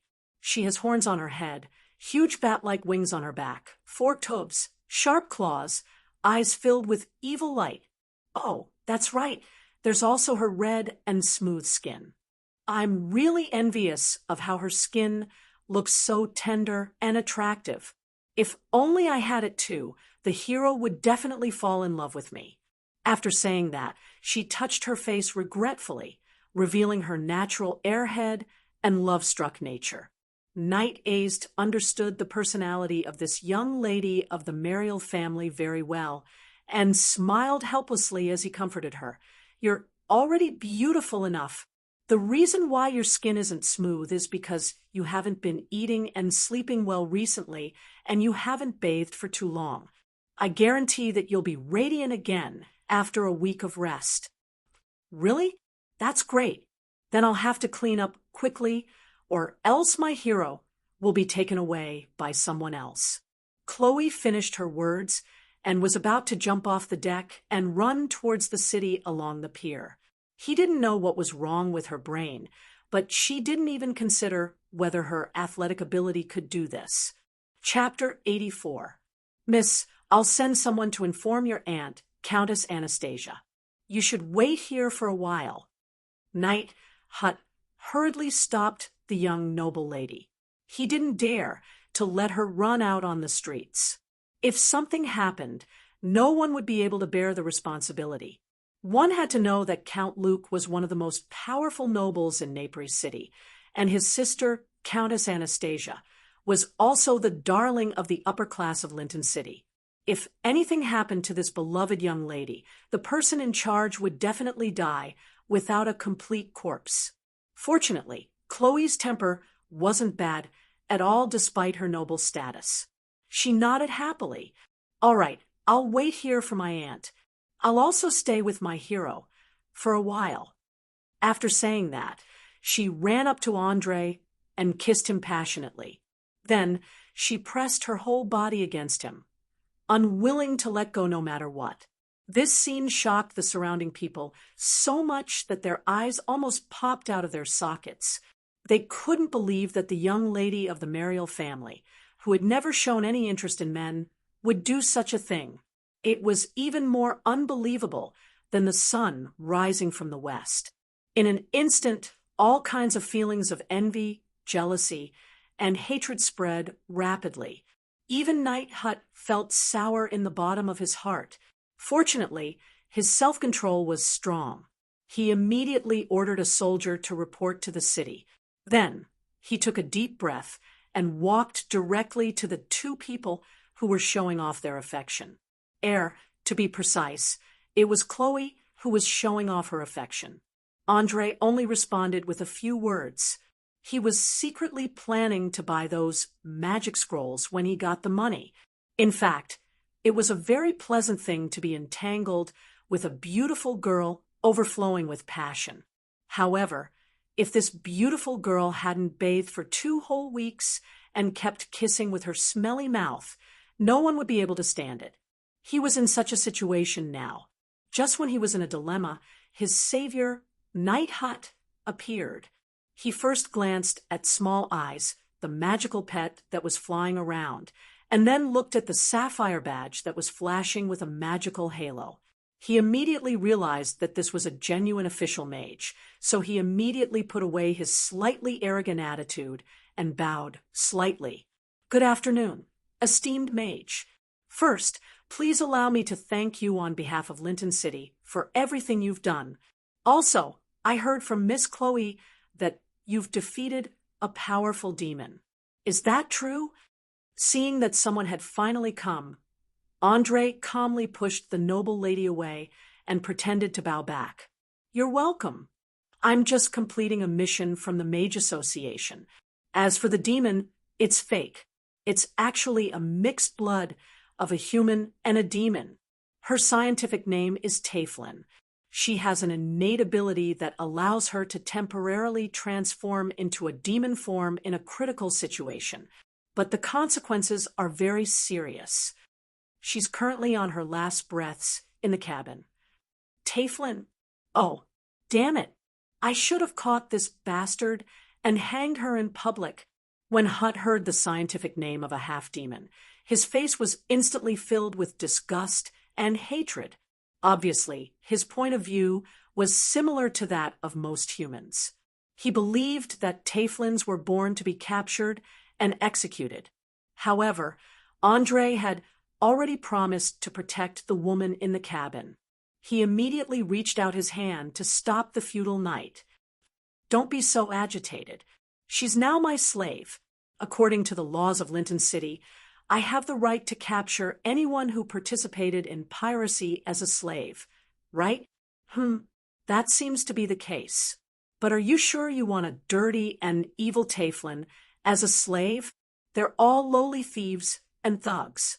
There's no loyalty to speak of. They'll betray their masters whenever they have the chance. I personally suggest that if you need a slave, it's best to take a look at the market. Only those who have been trained by the merchants will be loyal to their masters. Hutt gave a very sincere suggestion. His prejudice against half-demons wasn't just a matter of a day or two. It was a deep-rooted mainstream value. Even Chloe nodded. This showed that the entire Green Sea Alliance was like this. Perhaps the woman lying in the cabin had received a lot of unfair treatment, so she joined the pirates to take revenge. Thank you for your advice, but please don't forget that I'm a mage, so don't worry too much. Help me prepare a carriage and send her to the slums, 60 White Dew Street. Just tell her my name. I'm Andre. As soon as he finished speaking, Chloe immediately covered her mouth and exclaimed, Heavens! You're actually living in the slums. Are all the mages in Linton City so poor that they can't even afford a decent villa? Miss, I think this mage has some special reasons. After all, he's not poor at all. Look at this beautiful sailboat, look at these goods, and add the rewards from the Mage Association for completing the mission. I dare to bet that with all these things added together, it's enough to build a luxurious villa in the best part of the city. Before Andre could speak, Hutt hurriedly defended himself. This matter concerned the reputation of Linton City. He didn't want to be misunderstood by the nobles of other cities. As a feudal knight, he believed that he had the duty to protect the honor of his city. Although the Green Sea Alliance seemed to be an alliance of city-states on the surface, it was actually very loose. It was somewhat similar to the ancient Greek city-states on Earth. When faced with an enemy, they would unite and fight against each other. Occasionally, there would be short wars over trade. Therefore, the residents of each city-state would protect their own reputation and interests. Although Knight Hutt secretly admired Chloe from the bottom of his heart, he didn't hesitate to side with Andre when there were differences and misunderstandings. In his eyes, although Andre was a rival in love, he was also an official member of the Mage Association in the city. Chloe, on the other hand, was a noble of Napri City. Her aunt hadn't been integrated into the noble system of Linton City, so she could only be considered an outsider. When choosing between an outsider and one of his own, of course, he would choose to side with one of his own. It sounded a little naive and silly, but this was the special value of this era. At the same time, it was the result of constant propaganda from the upper class. Ask any citizen of Linton City, and you'll definitely get the same answer. Chapter 85. Perhaps only those great nobles who saw through the interests between people understood that everything in this world revolved around interests. If the city-state could not protect their interests, then betrayal would become a matter of course. Just like the traitor who cooperated with the Sardinia pirates, there was no doubt that he belonged to this category. Watching the skinny Taflin being carried into the carriage, Andre finally felt relieved. He knew that Elsa was a very kind and gentle woman. She would definitely take good care of this half-demon. Even if she hated him, she would save him first. Obviously, the pirate ship had caused a huge loss to the entire Lincoln City. After it docked at the berth, the whole city was alarmed. Many merchants heard the news and hurriedly came to check if there were any of their goods. They wanted to buy back a batch of goods to minimize the loss. At the same time, some people came to check if there were any of their daughters or relatives among the survivors. The women who were ravaged by the pirates were generally pretty. Most of them were from the wealthy class. They were either merchants or small nobles. Some were young and beautiful maids. Otherwise, They would not have been kept by the pirates as a tool to vent their desires. Looking at the women hugging their heads and crying with their families, Ezet could not help but sigh deeply. Sigh, it's really tragic. These poor girls will probably have a serious psychological trauma, but compared to those who were slaughtered, they are still considered lucky. At least they can still be reunited with their families. Thank you, Mr. Mage. You did something that us knights could never do. I used to be a little dissatisfied with the Mage Association for occupying a lot of resources. Now, it seems that you do have the right. Haha, thank you for the compliment. This operation was quite dangerous.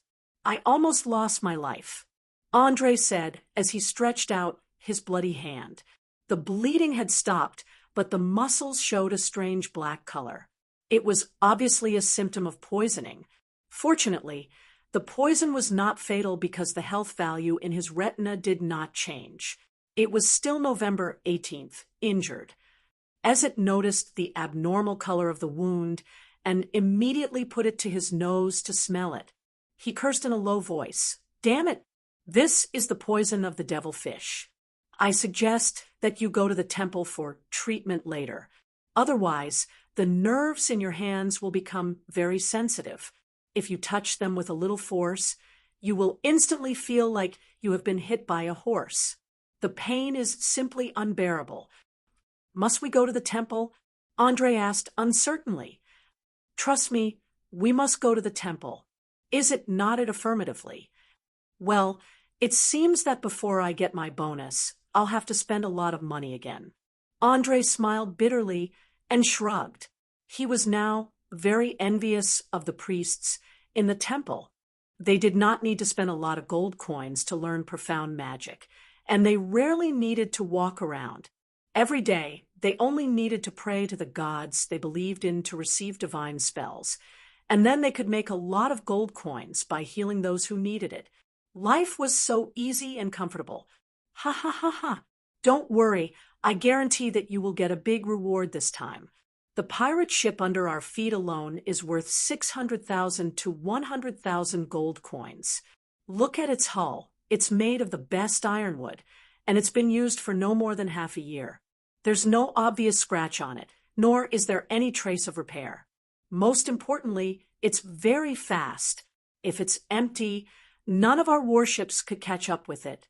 Like most of the residents of Linton City, Knight Aist was also a fan of ships. In this city, ships represented trade and wealth. One could earn a lot of gold coins just by going out to sea. Therefore, he became very excited and started to introduce the good parts of this pirate ship. Andre stood at the side and listened silently. From time to time, he would ask one or two key questions. After a while, he had a general understanding of the shipbuilding capabilities of the Green Sea Alliance. He found that although the shipbuilding industry here was relatively developed, they had not built ships that were truly suitable for the ocean. Most of them were stuck at the level of the 15th century on Earth.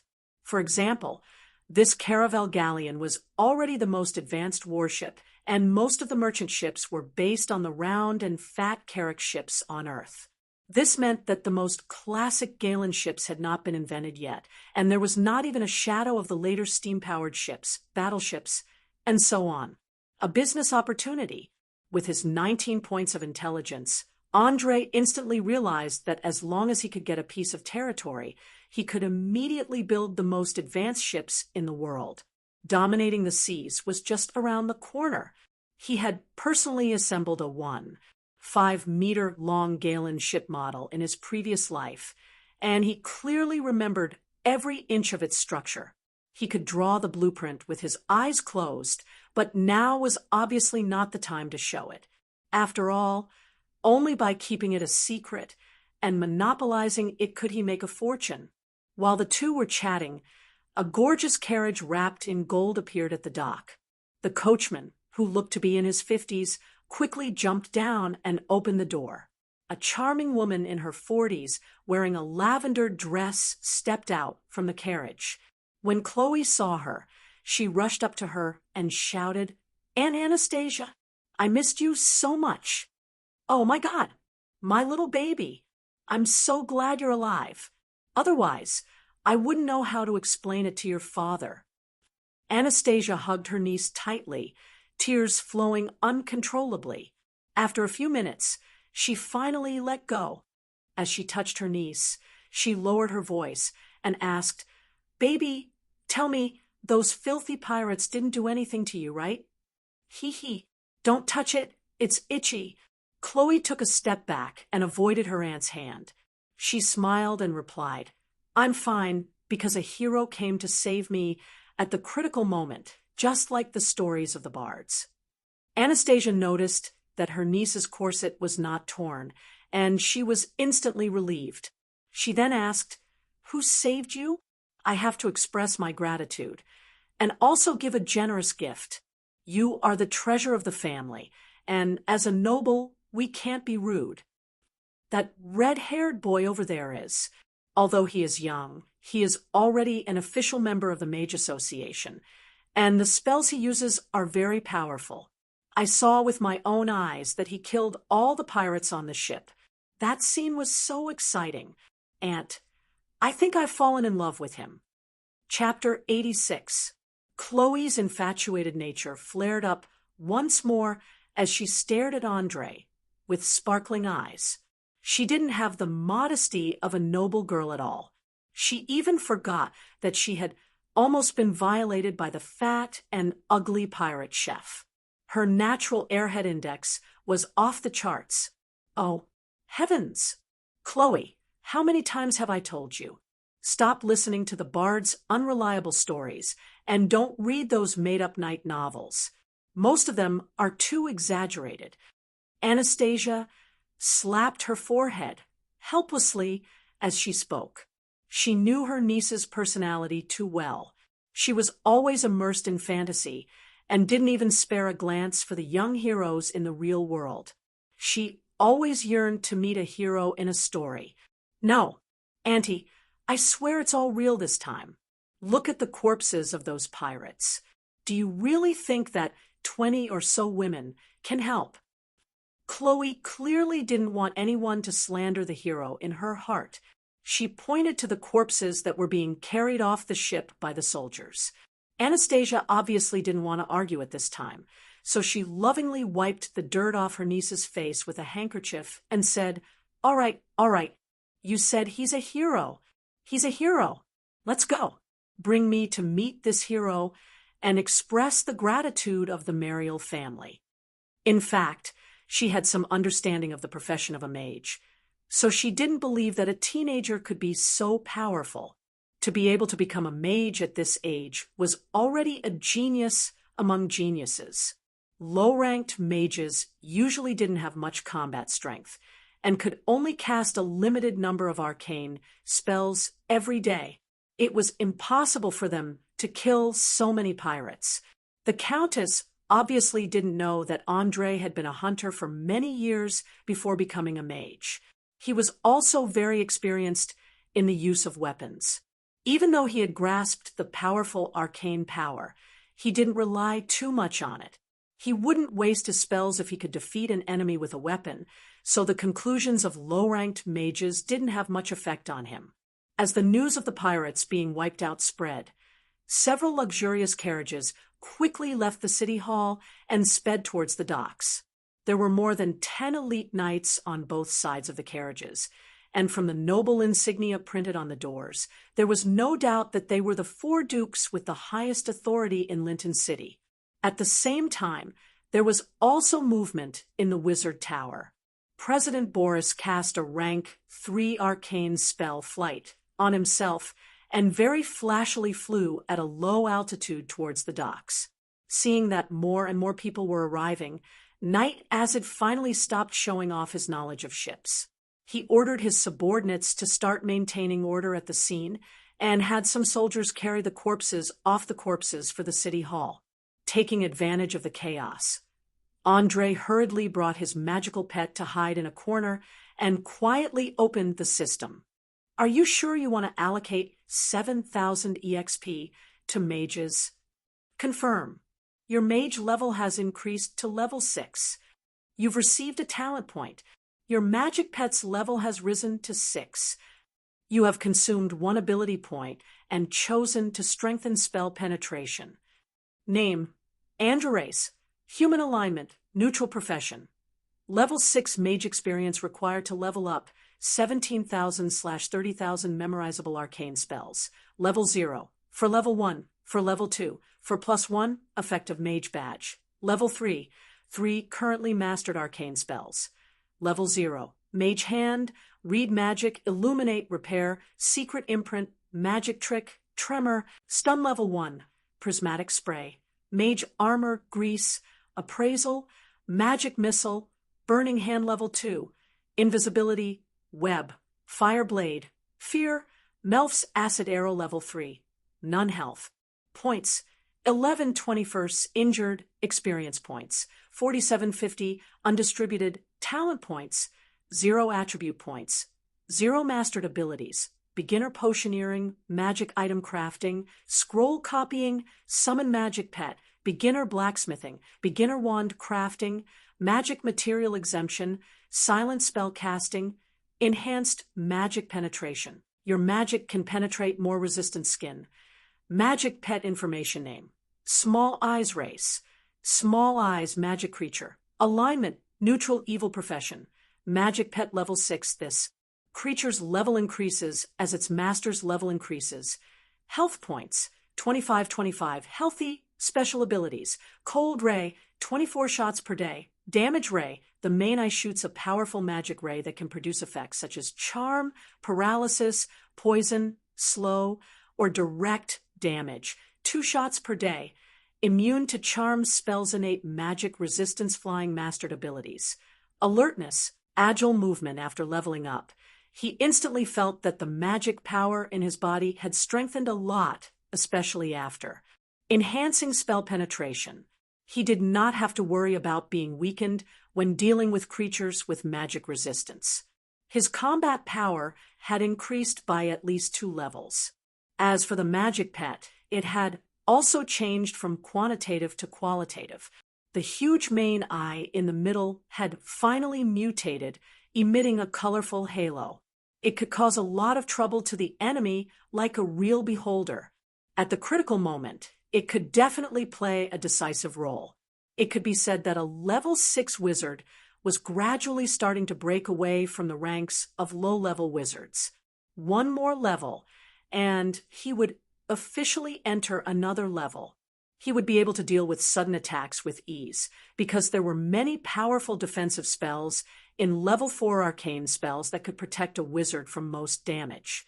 One had to know that the entire Linton City Wizard Association had a total of 60 members, and most of them were low-level wizards from level 1 to level 3. There were only 20 above level 5, and only 8 above level 7. Among them, Gavin Lauren was one of the best. Otherwise, he would not have been able to establish his own faction. To a certain extent, wizards were the kind of profession that was harder to level up as one progressed, but at the same time, they were also more powerful. It was said that a great wizard above level 17 who had mastered level 9 arcane spells could even distort time and space, and a legendary wizard above level 20 had the power to destroy heaven and earth.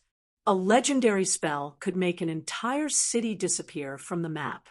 However, since the decline of the magic civilization, there were very few great wizards who had mastered level 9 arcane spells in Orire.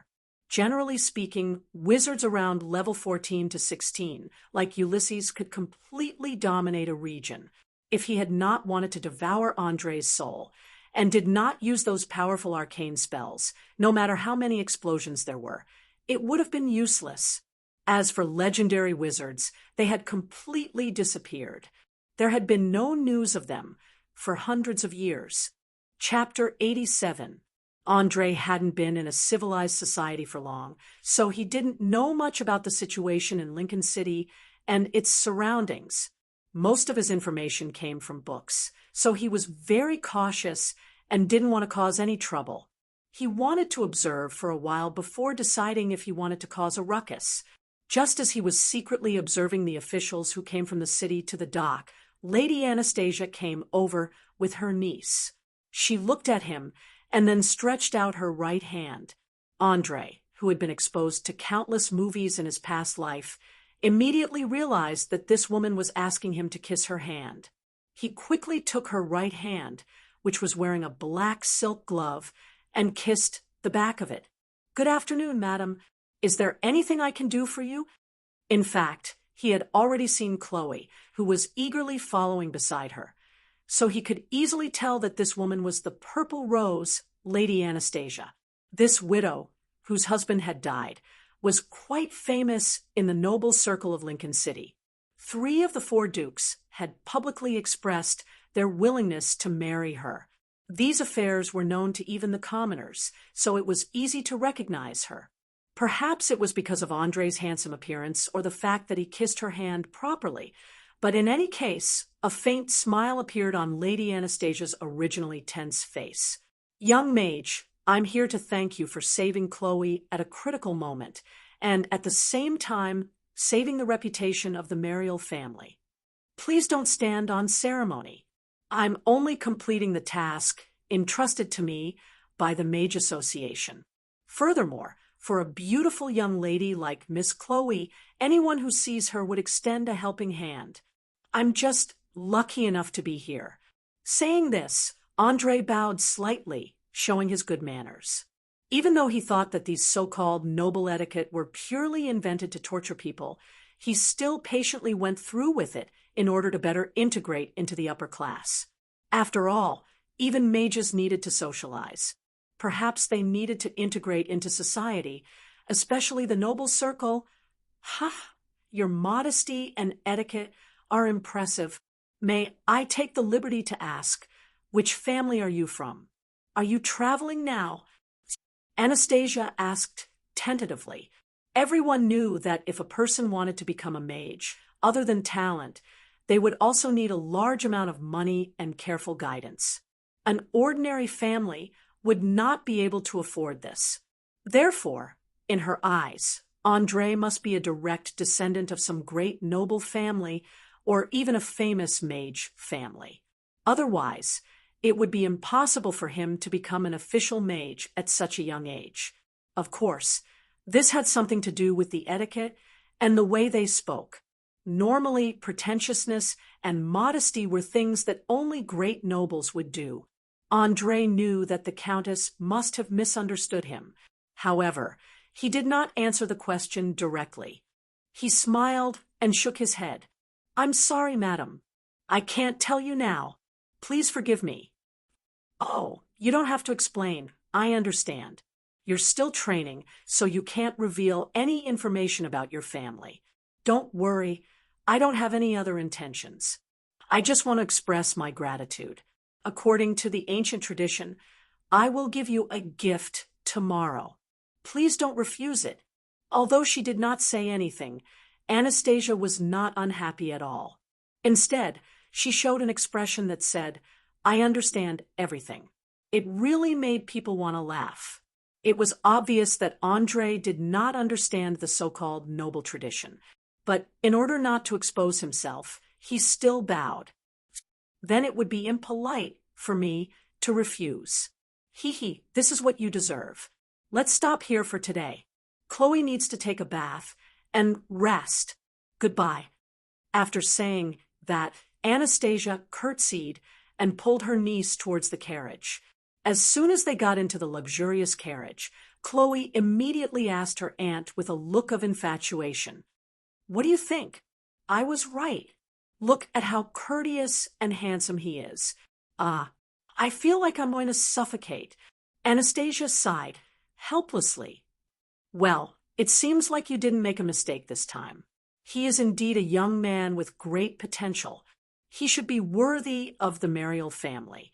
Wow, Aunt, you're allowing me to pursue him?" Chloe widened her eyes in surprise. In her memory, no matter what she did, she would always be opposed by her family, especially by this slightly strict aunt in front of her. touching her beloved niece's cheek. Anastasia nodded lightly. Yes, I agree that you should try to get along with him. After all, he's an official mage at 14 years old.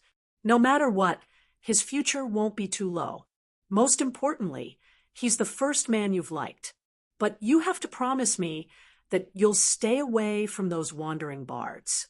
None of them are good. Hee hee. Don't worry. I just like to listen to stories. I won't be like the other noble ladies and elope with the bards. Besides, I already have a target to pursue. Chloe said as she winked playfully. Although she looked a bit infatuated and naive, she wasn't stupid at all. She knew that most of the bards were a group of glib liars. The noble ladies who eloped with them would end up either abandoned or kidnapped to some place. In short, it was quite miserable. The bards in this world weren't weak, pretty boys. They were real spellcasters. They were very good at playing some magical music with musical instruments. They mainly engaged in infiltration, intelligence theft, sabotage behind enemy lines, and other espionage work. More than 60% of the bards were on the wanted list all year round in various regions. Hearing Chloe's promise, Anastasia instantly let out a sigh of relief. She dotingly poked the tip of her niece's nose. You're always so mischievous. Remember, don't develop your relationship too quickly. For those men, the more they can't get something, the better. Once they get it, they won't cherish it. You have to learn to protect yourself. Don't think about the heroes in those stories all day long. Humph, my hero won't be the kind of person you're talking about. That's not necessarily true. If I say no, then no. Accompanied by the noisy voices of the two women, the carriage quickly left the dock and disappeared at the end of the street. Chapter 88. Just as Andrei was watching Lady Anastasia's carriage leave, President Boris descended from the sky and laughed. Looks like your luck with women isn't bad.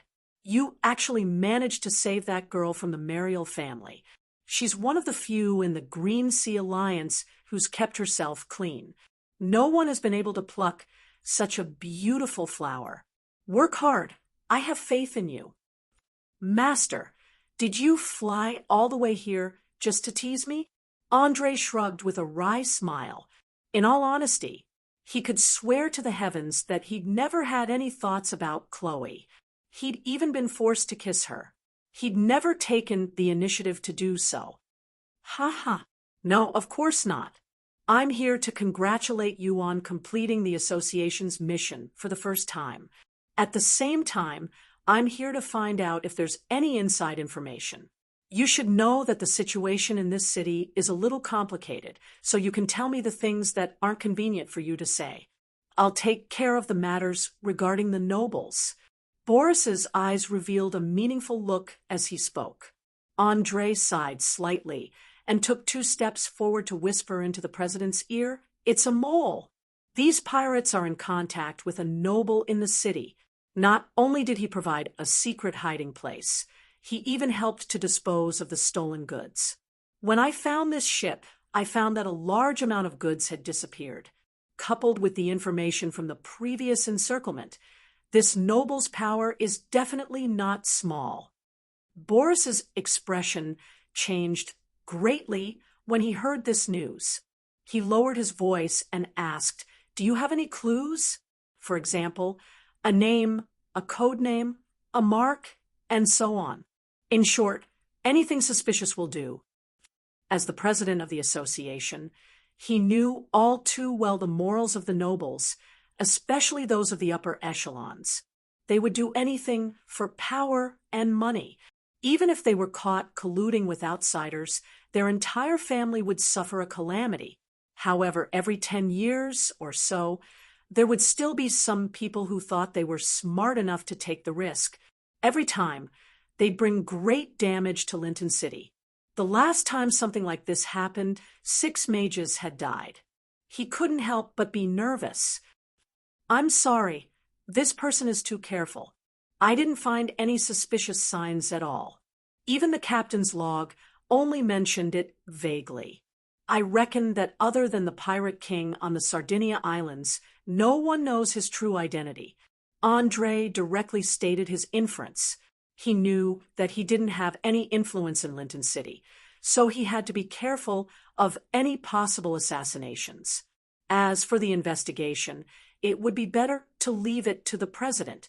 After all, the old man was the one with the most influence in the city. Damn it!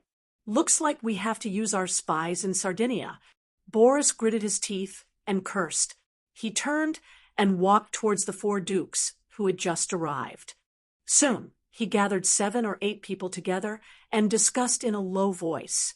From time to time, there would be loud quarrels that would break out with red faces. However, they soon returned to normal. After more than 20 minutes, they all dispersed with a serious expression. Among them, a middle-aged man who looked very strong strode forward and handed over 2 exquisite documents and a small piece of soil on a tray. Mage Andre, thank you for everything you've done today. Although it's bad news, it's better to know in advance than to be kept in the dark.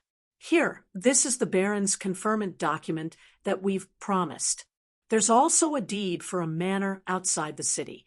It will be your land from now on. Originally, I wanted to arrange a proper conferment ceremony, but it seems that won't be possible now. Also, remember to prepare your family's coat of arms and surname as soon as possible and send it to the city hall for filing. Thank you very much, Your Excellency. Andre placed one hand on his chest and bowed very formally. He then took the things on the tray with both hands. Although he didn't show it on the surface, he was actually quite excited. With this, he would truly become a member of the ruling class. Even if he went to other countries, as long as he showed the documents, he would be recognized. In this world that was dominated by feudal systems, the protection between the nobles was almost everywhere. There was even a very famous saying, even the most destitute noble is more honorable than the richest commoner. This showed the importance of identity. They monopolized the entire continent's knowledge, public opinion, culture, military, and high-end martial arts. They belonged to the absolute elite class. Every few years, they would promote some commoners with potential to become nobles. This was to ensure that the huge group of interests would always be able to suppress everything. As a smart man, Andre understood the benefits of joining the party. That was why he had chosen this extremely dangerous mission. Now that he had finally obtained a large amount of EXP, a bounty, and a noble title, he could finally calm down and focus on learning the profound magical knowledge. Work hard, child. I guarantee that you will have a bright future in Lincoln City, the Duke said as he patted Andre's shoulder. He turned around and entered the carriage, speeding into the city. The other 3 dukes and a few other nobles who had participated in the discussion also sped away. Obviously, they had no intention of celebrating at this moment. They were eager to know who was behind this. As the big shots left one after another, the surrounding commoners began to realize that the situation was not good. They also hurriedly left this place of trouble. A few minutes ago, it was very lively at the docks. Now, there were only a few merchants who came to redeem their goods and soldiers who were carrying the corpses of the pirates.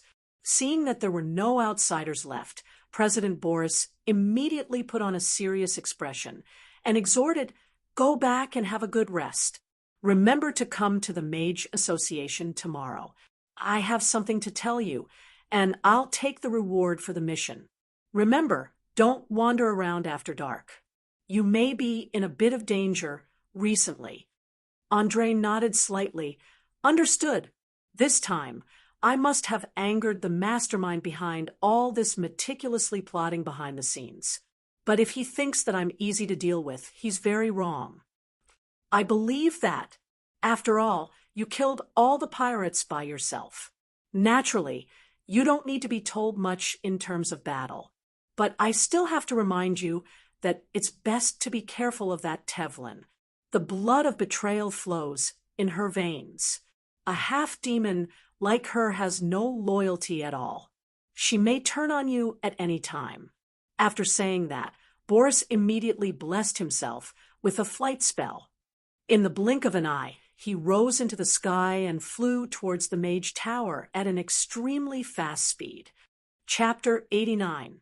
Looking at the president's majestic figure, Andrei smiled and muttered to himself, "Thank you for your advice, but I believe that even the most evil person has a good side, even if she has a part of the demon bloodline. What's more, I also need to start cultivating my own forces. A Taflin with outstanding combat power is a rare talent."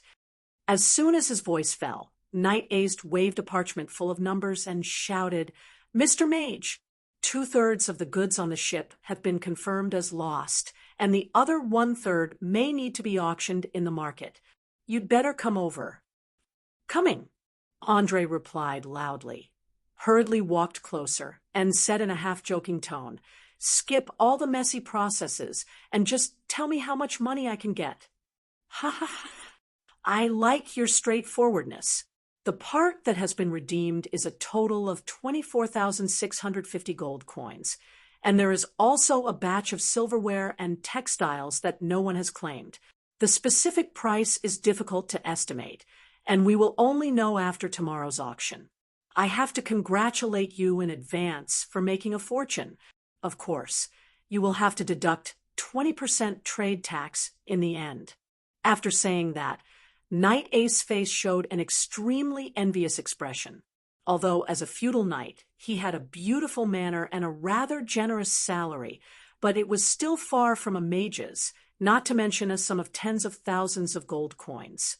The corner of Andrei's mouth twitched when he heard that he would have to pay a 20% tax. He cursed the person who set the business tax for his son to have no asshole. Then he spread his hands helplessly. "Knight, you only see the income. You don't see how much danger I've taken." Ace took a deep breath and sighed. "Indeed, the pirates of the Sardinia Islands are all tough bones. I heard from the people on the warship that many people died in the sea battle half a year ago. Blood and corpses dyed the sea red, and the cries of the dead souls can still be heard in the sea area where the battle took place. There is a price to pay for any victory. If Lincoln City wants to maintain its maritime advantage, it must fight against the pirates. Otherwise, the merchants will not be willing to pay taxes. By the way, I have a suggestion. Do you want to consider it? What is it? Let's hear it." Ade's eyes lit up as he asked softly. Andrei smiled and pointed at the remaining boxes. "It's simple. I want you to help me sell the remaining goods at a high price, starting from 50% of the market price. Every time you raise the price by 10%, you will get 1% of the total. What do you think?" Obviously, he was tempting the other party with benefits so that he could sell the remaining goods at a good price. After all, silverware and textiles were relatively expensive goods. Every 10% increase in price could earn him a lot of money. It was totally worth it to pay a part of the commission. Hearing that there were benefits to be had, Knight Ace's face lit up with excitement. "No problem. Leave it to me. After deducting the taxes, I will send the payment to your residence within 2 days." No one would reject such a windfall. Moreover, it did not violate any laws. It was just a matter of convenience. As long as one was not a fool, they would know what to do. Seeing that the other party had been tempted by the benefits, Andrei laughed in his heart. Sure enough, it was easy to get things done with money. He then pretended to yawn and said, "Then I'll leave it to you. I'm so tired now. I have to rush back to eat something, take a bath, and sleep. Is there a problem with leaving the ship here for now?" "Of course, but you'd better find an experienced captain to make it run.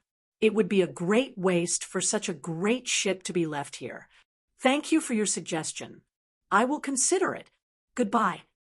After saying that, Andre waved his hand lightly and walked straight into the city.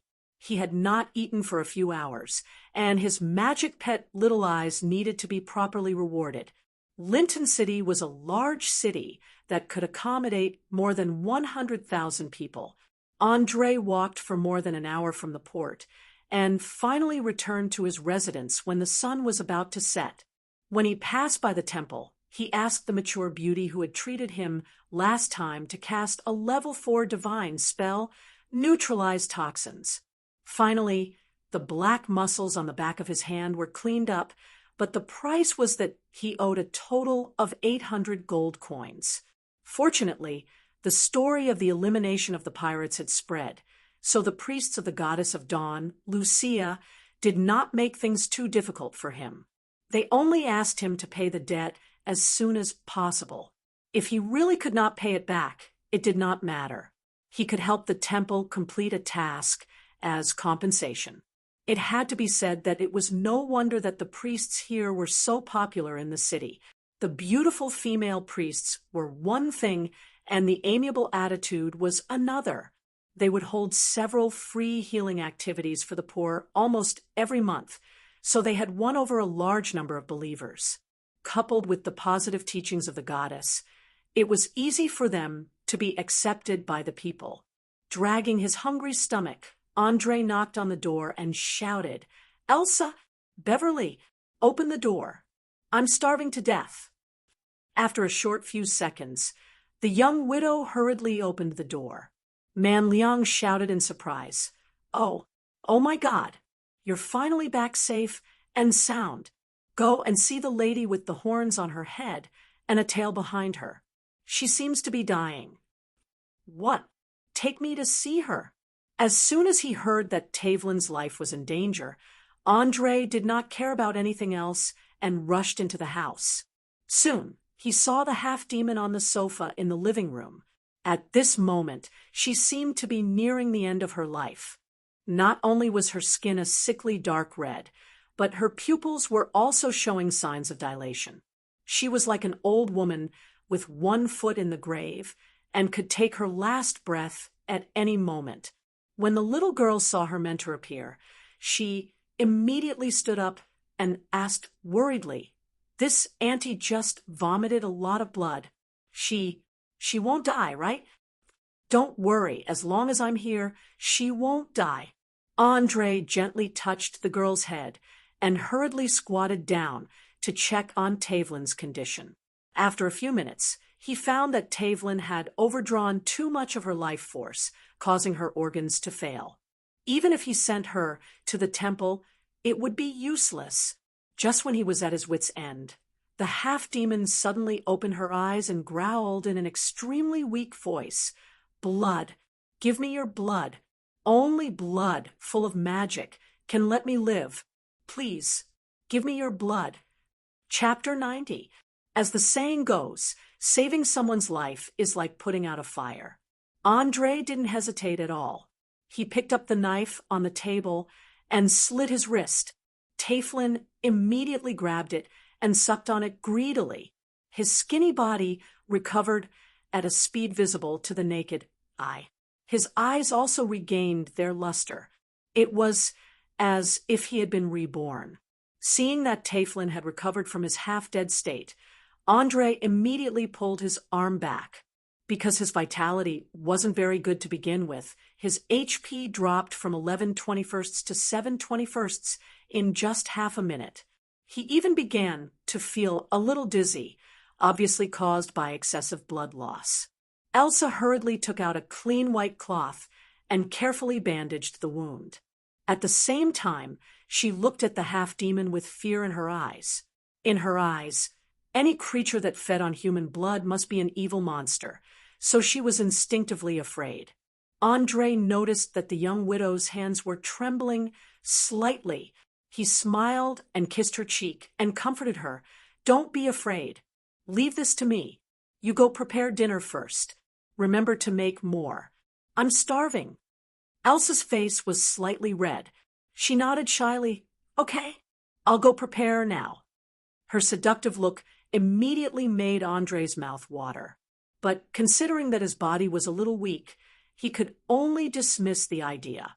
He sat directly on the sofa and stared at the half-demon, whose eyes were flickering. "Don't you want to say something? Like introduce yourself or something?" "You can call me Eunice. I'm from Kuka City in the far west. I don't want to say anything else." Taflin stroked his fiery red hair and replied with a complicated expression. "A very good name. It symbolizes happiness and victory. It seems that your parents must love you very much. My name is Andre. You can also call me Master because when you came ashore, you were already registered as a slave." As he spoke, Andre took out a contract from his bosom that stated that he was protected by Linton City. Although he sympathized with the woman's childhood experience, it couldn't be used as an excuse to trample on other people's lives and dignity. So he was prepared to show her his power first. Hearing that she had become a slave, Eunice surprisingly did not have any reaction. She only nodded slightly. "Understood. I will obey all your orders unconditionally according to the conditions we agreed upon." Andre felt that Taflin's behavior was a little strange. In the previous battle, she would rather fight to the death than become a slave. Now, however, she was so obedient that it made him wonder if she was plotting something. When the atmosphere became a bit awkward, Beverly, who was bored to death, finally found something interesting: the pearl eye flying in the parlor.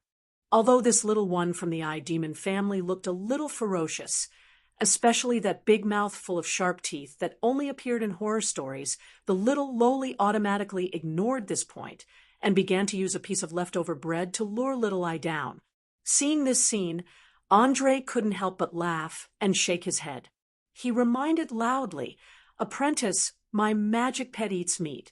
If you have wine, you can also have some." Waving a piece of bread around won't do much. As a matter of fact, Beholder was an extremely evil and twisted magical creature. According to the introduction in the books, they were extremely crazy. They would even kill their own kind if they were slightly different in appearance. As for normal humans, they would either kill and eat them directly or use magic to charm them and make them their slaves. Pearl Eye was a creature that had not fully evolved, especially in terms of intelligence. It was like a 10-year-old child. Even so, it would often transmit some strange thoughts, such as that human over there looks very interesting. I want to pry open his head and see what's inside.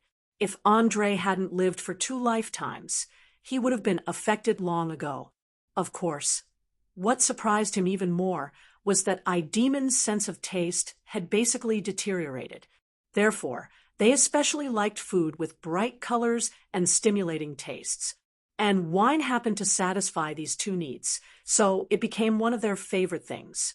After receiving the hint, Beverly quickly ran upstairs and took a bottle of cheap wine. She forcefully pulled out the cork. Smelling the alcohol, Little Eye instantly sprinted forward at a speed of 100 meters. It opened its big mouth and held the bottle in its mouth. Then it raised its head and gulped down all the wine in one breath. After that, it wobbled for a few meters and fell on the stairs with a plop, rolling down like a big meatball. It was obvious that Little Eye was drunk. Its 4-stalk eyes were aimlessly swinging around, and its huge mane eye was a little blurry. Its mouth was constantly making strange noises with unknown meanings. Even Andre, who had a spiritual connection with Little Eye, didn't know what it was saying. Beverly curiously poked Little Eye's chubby body and raised her head to ask loudly, "Teacher, when I was in the Mage Tower, I heard that the magic pets of mages all have some special abilities. What can this little flying monster of yours do?" Andre answered with a smile. "Its eyes can shoot out deadly magic rays. If an ordinary person touches it, they will immediately freeze to death." Wow, that's really amazing. Beverly widened her eyes in surprise. "I heard that most of the mages in the association like to use ravens as their magic pets. At most, they can only send messages. Hee hee, ravens are a very smart bird." Not only can they send messages, but they can also speak. If you like, I can catch one for you when you become an official mage." Saying this, Andre stood up from the sofa, picked up the drunk little eye from the ground, and put it on the table at the side. Although this little guy was a little crazy, but to a mage, especially a transmigrator like him who hid a huge secret, it was definitely the only partner and friend that he could share everything with. "No, I don't want a raven. If I become a mage, I will definitely choose a beautiful and powerful magic pet." The girl waved her little fist and announced loudly. Seeing the serious expression on Beverly's face, Andre's originally gloomy mood instantly became a lot more cheerful. He laughed loudly and said, "All right, I hope you can find a magic pet that suits your heart. But before that, I want to test your learning progress." "No problem. I've already finished reading the entirety of Magic Enlightenment. Ask away." Beverly patted her chest with force, showing a look of confidence. Chapter 91. First question: how many schools of magic are there in total? What are they? Andre thought for a while and asked a simple question. He wasn't sure if the girl could really understand the parts that were too difficult to understand at her current age, so he planned to take it step by step. After all, learning was not something that could be rushed. The 8 schools of magic are the School of Defense, the School of Incantation, the School of Language, the School of Enchantment, the School of Illusion, the School of Evocation, the School of Necromancy, and the School of Transformation. There is also a small school of magic, and that is the School of General Magic. Beverly blurted out without thinking. Without a doubt, she had firmly remembered the introduction of the first half of the book. Otherwise, she wouldn't have been able to react so quickly. Absolutely correct. Excellent. It seems that your learning progress has exceeded my expectations. Next, I'll ask you some more difficult questions. Andre clapped his hands and praised her generously. Now he finally understood why the system had marked 15 points of intelligence. This meant that the girl in front of him had an intelligence level that far exceeded that of an adult. He absolutely couldn't treat Beverly like an ordinary child. After all, there was a huge gap between a genius and an ordinary person. Teaching according to the talent was the best choice. The little lowly didn't realize that her performance had attracted the attention of her teacher. She excitedly opened her arms and shouted, "Come on! As long as it's the knowledge in the book, I'll definitely be able to answer it." Andre smiled and pinched the girl's little nose. "Don't be in a hurry to brag. The next question won't be as simple as the previous one.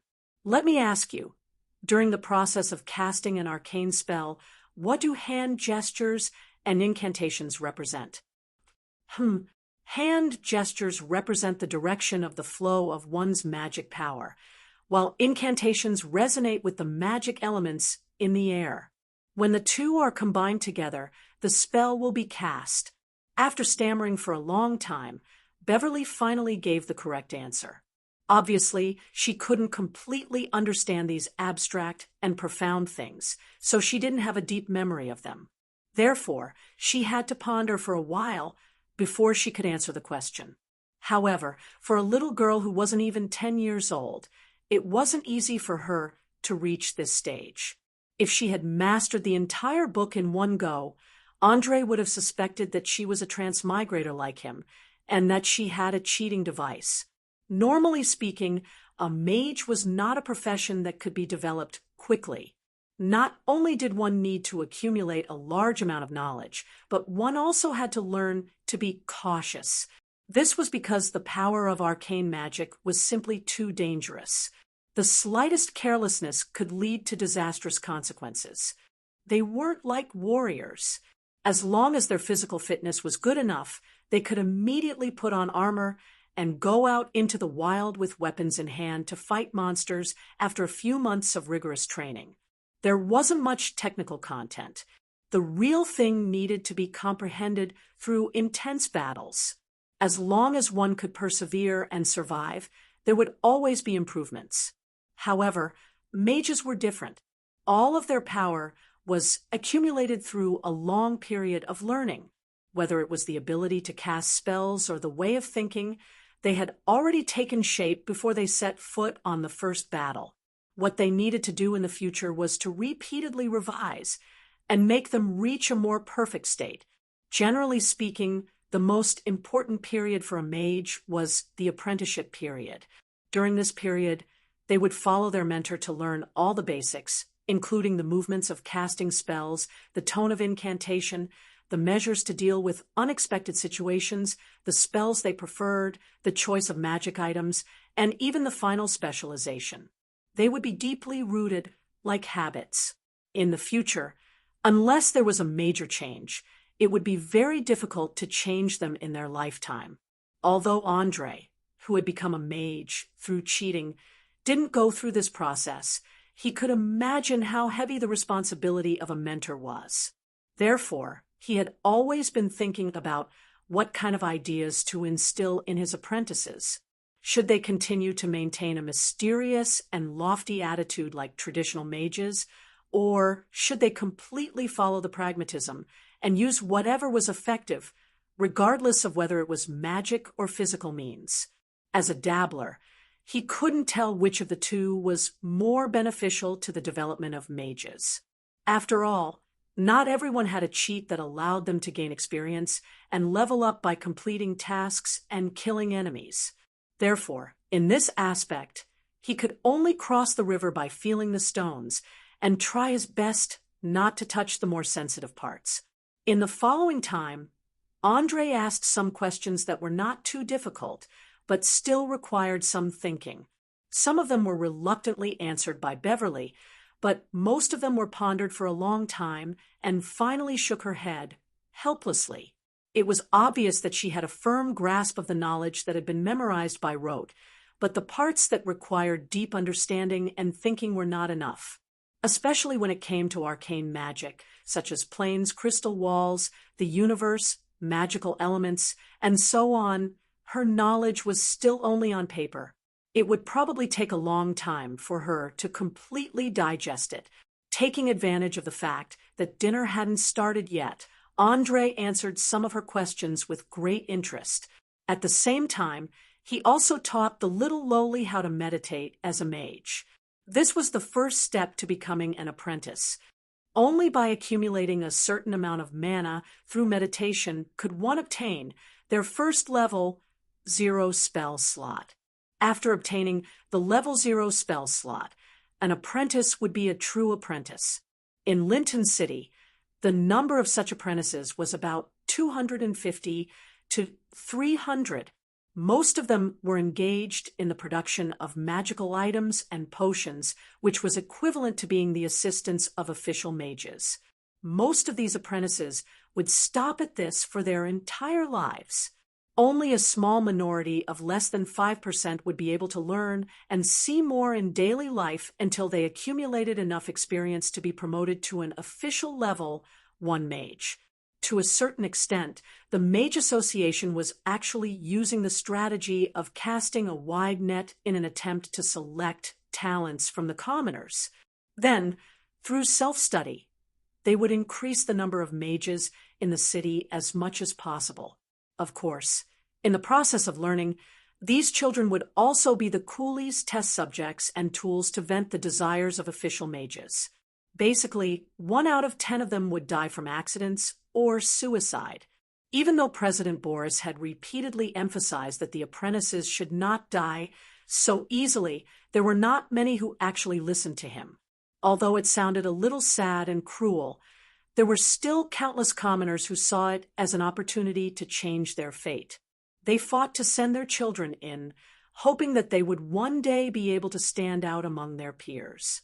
In comparison, the situation of the nobles was much better. They could announce to the association that they would be able to hire mages to teach their children. Although they had to pay an exorbitant tuition fee, it was nothing to the wealthy upper-class nobles. Their fleets only needed to make a round trip to earn a large profit. Therefore, a lesson only cost a few hundred gold coins. They only needed to sell some luxury goods.